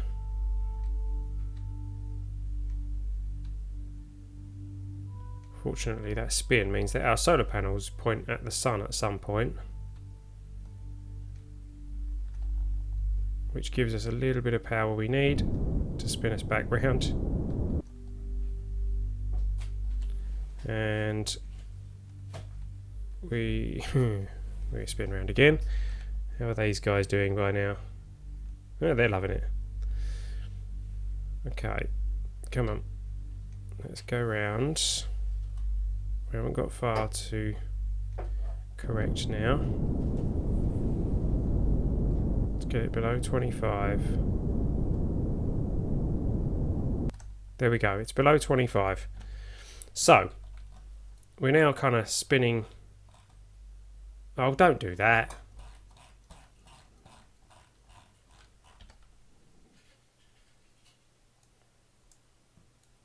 Alright. Come on. What are you doing? What are you doing? Right. This is now...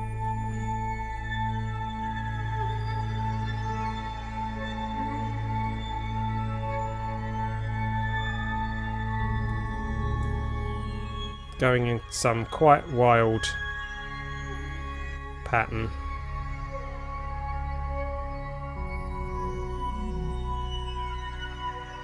Something's gone a bit wrong, I think.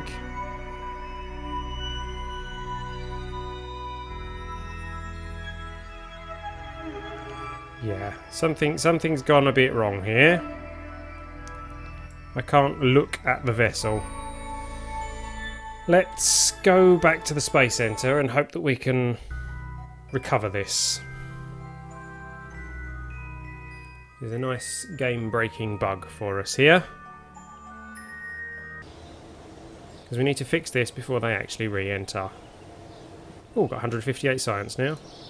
That's almost 160. But that's obvious. That's almost enough to unlock something in the research center. Right. Peri of 25. So it needs to be lower than 25. I'm going to need to bring that in a bit. Hopefully it will let us actually look at our craft.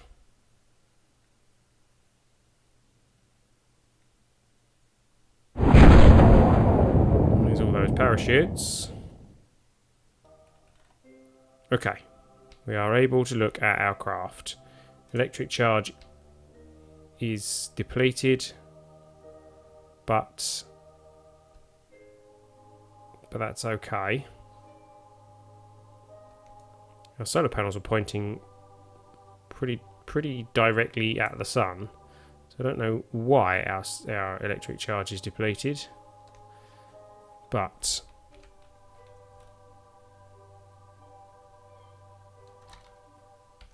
yeah, that's not quite good enough, is it? If I go RCS, control from here, in theory I can go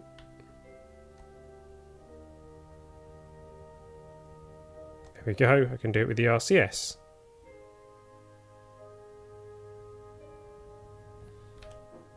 There we go. Turn the RCS off. And that should now have a periapsis No, it's over 25 again. What's going on? I don't understand.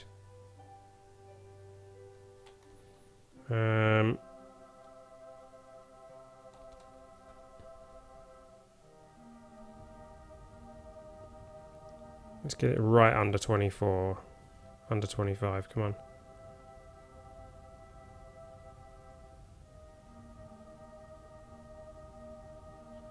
There we go. It's under 24 now. RCS off. Right, whatever happens, this thing is entering the atmosphere. It's going to re-enter. I don't know if it's going to survive, but in the interim, we can nick the fuel out of it.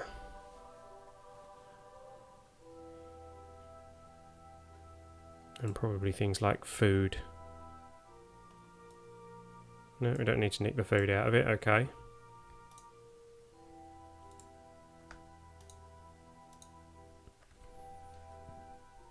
There we go. We've nicked the fuel out of it. Now we can decouple this, undock. There we go. And now we can turn our SAS on. We have no electric charge. The sun is right behind us. That's typical. We are drifting slowly towards it though, so that should be okay.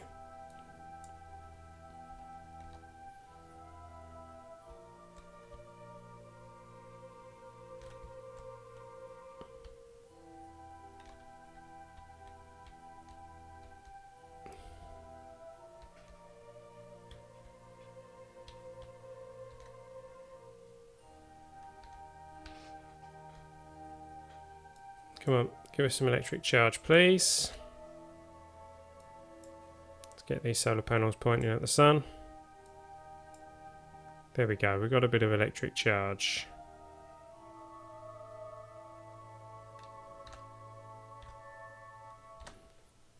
Stabilise with the SAS. Good. And let's get ourselves kind of pro-grade. And we need to reactivate that engine. And then we will use that engine to bring out... Oh dear, hold on. Cut the power. It's doing that again.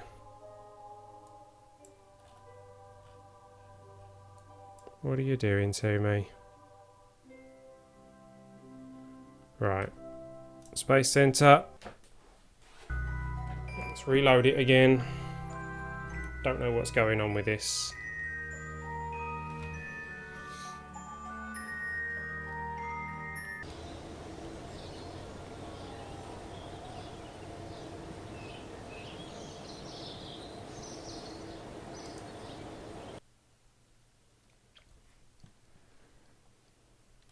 Come on.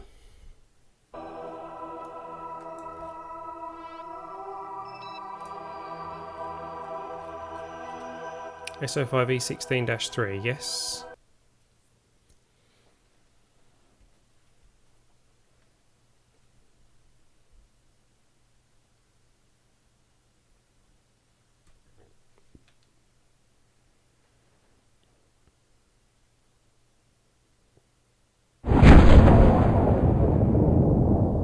There's lots of deployed parachutes, which is actually the other half of the craft, which is all the way up there. Interesting. Right, let's get this thing pointing prograde. We've got RCS actually, haven't we? So we can use the RCS to help us out here.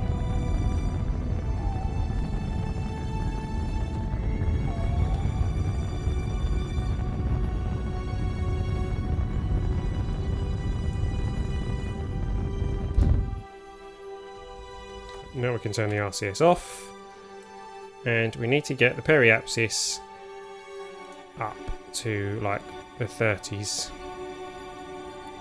So we will burn slowly.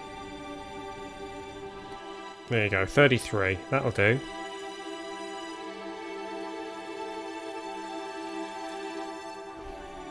Let's hope we didn't just point ourselves, yeah, didn't just point ourselves directly at that.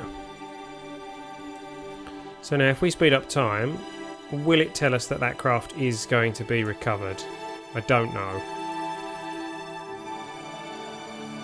Electric charge depleted again. That's going to be a pain, isn't it? That's going to be tricky.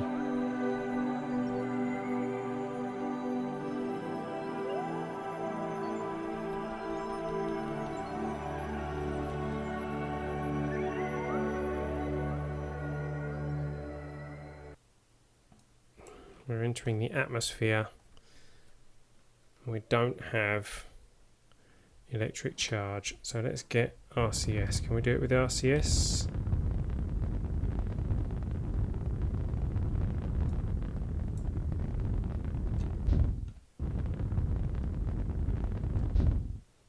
We can do it with RCS, thankfully. We need to be pointing retrograde for re-entry.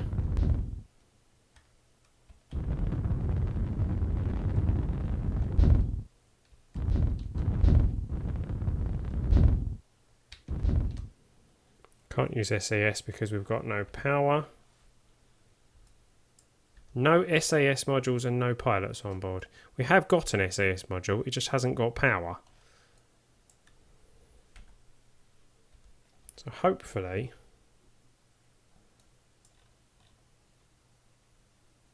Can I look at that? No. Hopefully that will get recovered. It's down there at the moment. Ooh, the atmosphere's turned us around. We need to turn that back around, please.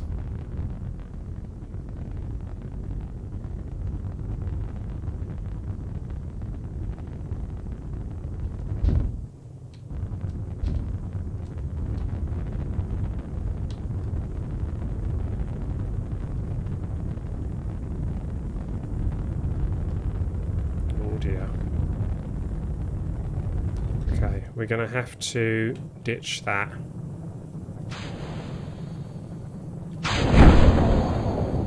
There we go. Otherwise we've got no chance.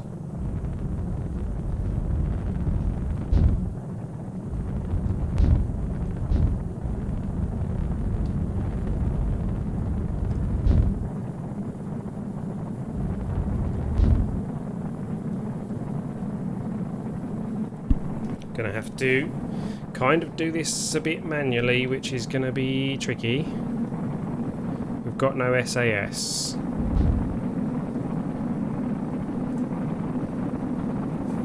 We've only got limited monopropellant as well.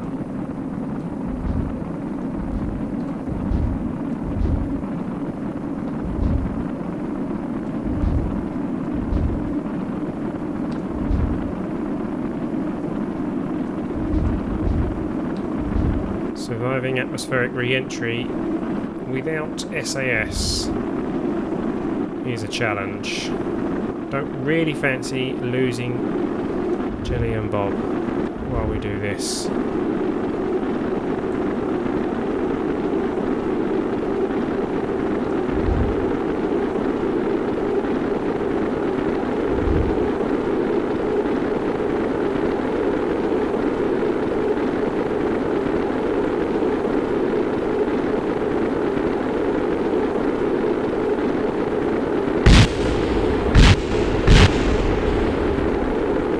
Going bang. Hopefully it's on that over there. Yeah, I think things over there are going bang. Or maybe things down there. Oh yes, I can see lots of things going bang down there.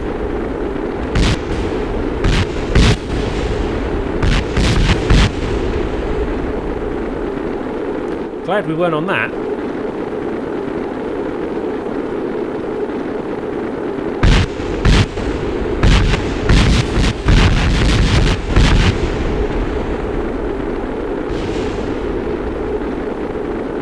Oh, it's gone. Did we recover any of it? No. Stage destroyed. We're starting to get electric charge. Time to get the SAS on. Oh, accidentally clicked on that. There we go. Bit of sunlight gives us electric charge. So the station itself didn't survive re-entry. That's not really a big surprise. I didn't build it particularly well for re-entry. I don't know whether that tank's going to survive re-entry, but the important thing is that our Kerbals survive re-entry.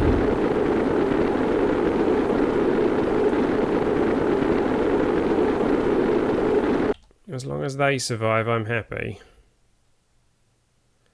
Apoapsis is coming in. The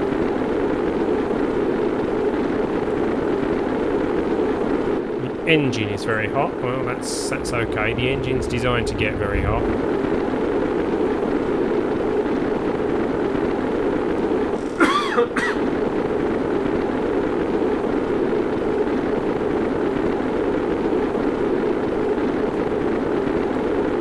We've still got a full tank of fuel on this thing.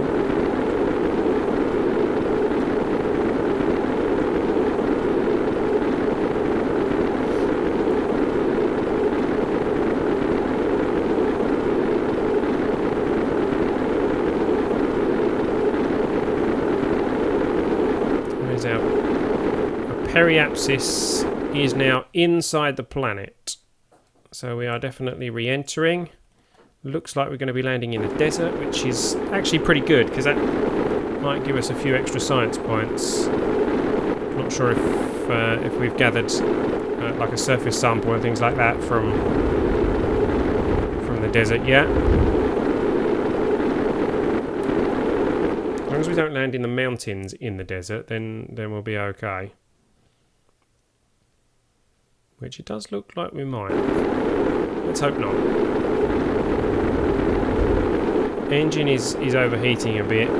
The RCS burners are overheating a bit,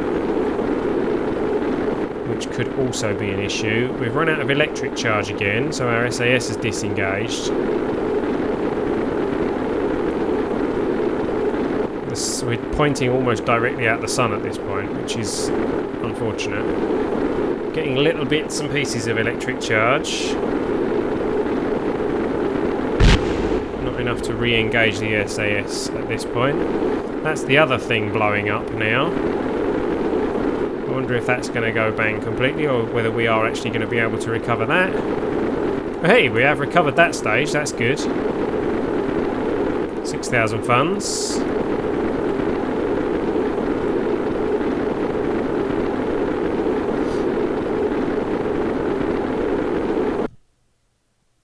We're definitely coming down in the desert.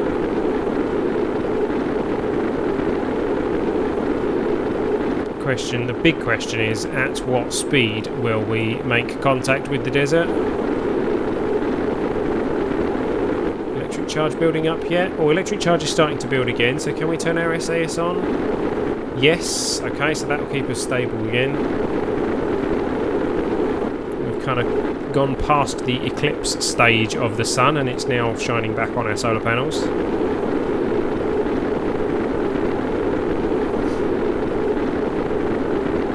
Although it seems like the SAS is using a lot of power to try and keep us where we need to be.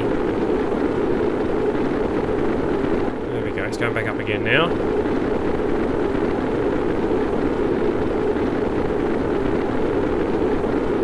The engine's not overheating anymore, which is good. We're at 17 kilometers.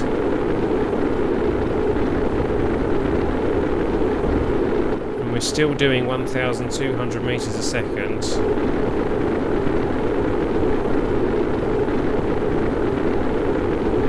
Let's hope that speed bleeds off fast.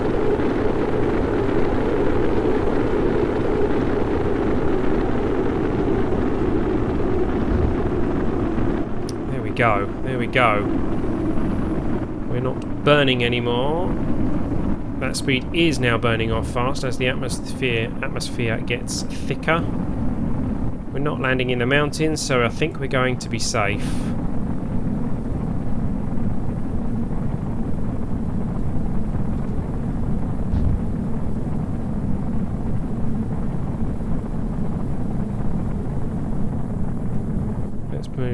that down to there.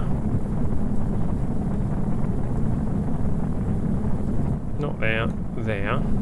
That's it. Ready for parachute deployment.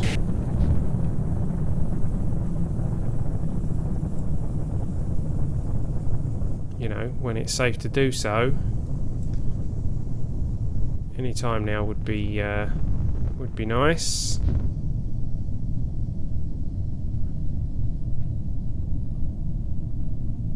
Come on, come on. Let me deploy the parachutes, please.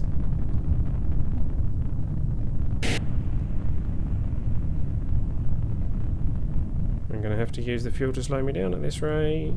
Ah, oh, they've gone yellow. They've gone grey. Parachutes deployed. RCS can go off now. SAS can go off now. Those parachutes should slow us down sufficiently for a safe landing, but we have got the engine activated with fuel to boost it if it's not enough. There they go. It slowed us to 9 meters a second. That's good. That's not bad. Let's speed things up. We're going to use the engine just a little bit to slow us down just before we hit the ground, because I don't think that engine can handle more than 8 meters a second of impact. So there is a cactus.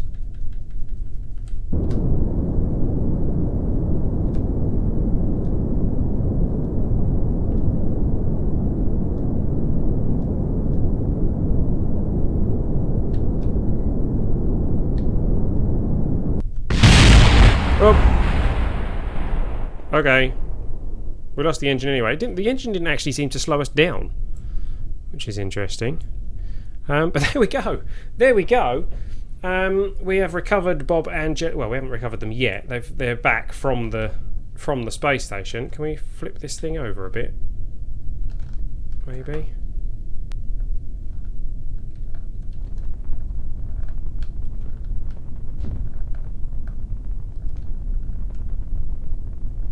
There we go. Right, so now these guys can get out and see if we can get a soil sample here. Let's let Jelly do it. EVA. Out you pop. There we go. Now, EVA report here. It's so hot here that your feet are burning even through the spacesuit, which is impressive because they're not actually touching the ground. That's 2.4 science. We can keep that, and we can get a surface sample.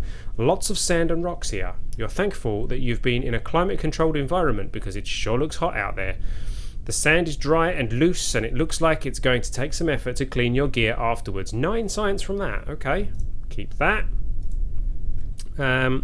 If you grab, do you technically get the flying EVA? No. Lubricate reaction wheel. That's not what I want. Store experiments. So if I do EVA here, no, that's not the flying one. So if you let go and then, ooh, let's get this lined up right. Okay, so it'll be that one. While flying, there we go. You can see the cactus and scrub brush clearly from here. Too clearly for comfort. 5.6 science for flying over the desert. Grab board. And a crew report. Can we get a crew report from here? Yes, you imagine how hot it would be if the capsule did not have the AC on. Keep that data. There's no other science things on here, is there? Okay, so that's science gathered. We can recover that vessel. And let's see how we have done overall. Remember, we started this with 35,000 funds and no Kerbals on the ground. We now have 2 Kerbals on the ground. We have over 160 science. I'm not sure the exact figure yet. Here we go. Ready? We have 177.3 science. we have 1,186,562 funds and about 48% reputation. If we go for next, that's the funds recovered. Crew 0. Total reputation is 435. That is our reputation at the moment. Jelly and Bob apparently got no XP for being up in the space station for that long. I'm not sure if that's really fair, but there you go. Jelly and Bob have been returned home to the Space Centre safely. We are done. We have 177.3 science that we can spend. All of these are worth 160. There is a lot for us to choose from. These are moving things and cleaning things, and the moving solar panels, which we might want. Command modules gives us the 3-person command module, the planetary command module. This gives us some RCS thingies and the big reaction wheel, some more wheels and parachutes and things, more wings and nose cones and all that kind of stuff. Supersonic flight gives us the new supersonic cockpits, and the Panther engine. Actuators gives us the grabbing unit and some bendy things and turny things. Advanced fuel systems gives us some more RCS fuel tanks and some other stuff. And precise propulsion gives us the little engines. I'm not going to decide right now which one of those we are going to unlock. Oh, hey there, Wise Sage Doog. Welcome, welcome. We have quite a lot to choose from here, so I'm not going to decide right now because this is roughly where I'm going to call the stream to a close. It has been a phenomenally successful stream. Nothing went bang that wasn't supposed to go bang or wasn't expected to go bang. The space station did, bringing the space station back into the atmosphere, that did go bang. But I kind of expected that would be the case. It's not very easy to deorbit a space station and keep it in one piece and recover it. So yeah, that wasn't really a big surprise. But most importantly, we have brought back Bob Kerman, our scientist, and Jelly Kerman, our engineer. Our engineer is needed on our other space station. But we also have to launch a space station that's going to head to the moon. So that could be interesting as well. That is stuff that we are going to be having a look at in next week's stream. So thank you for watching, everybody.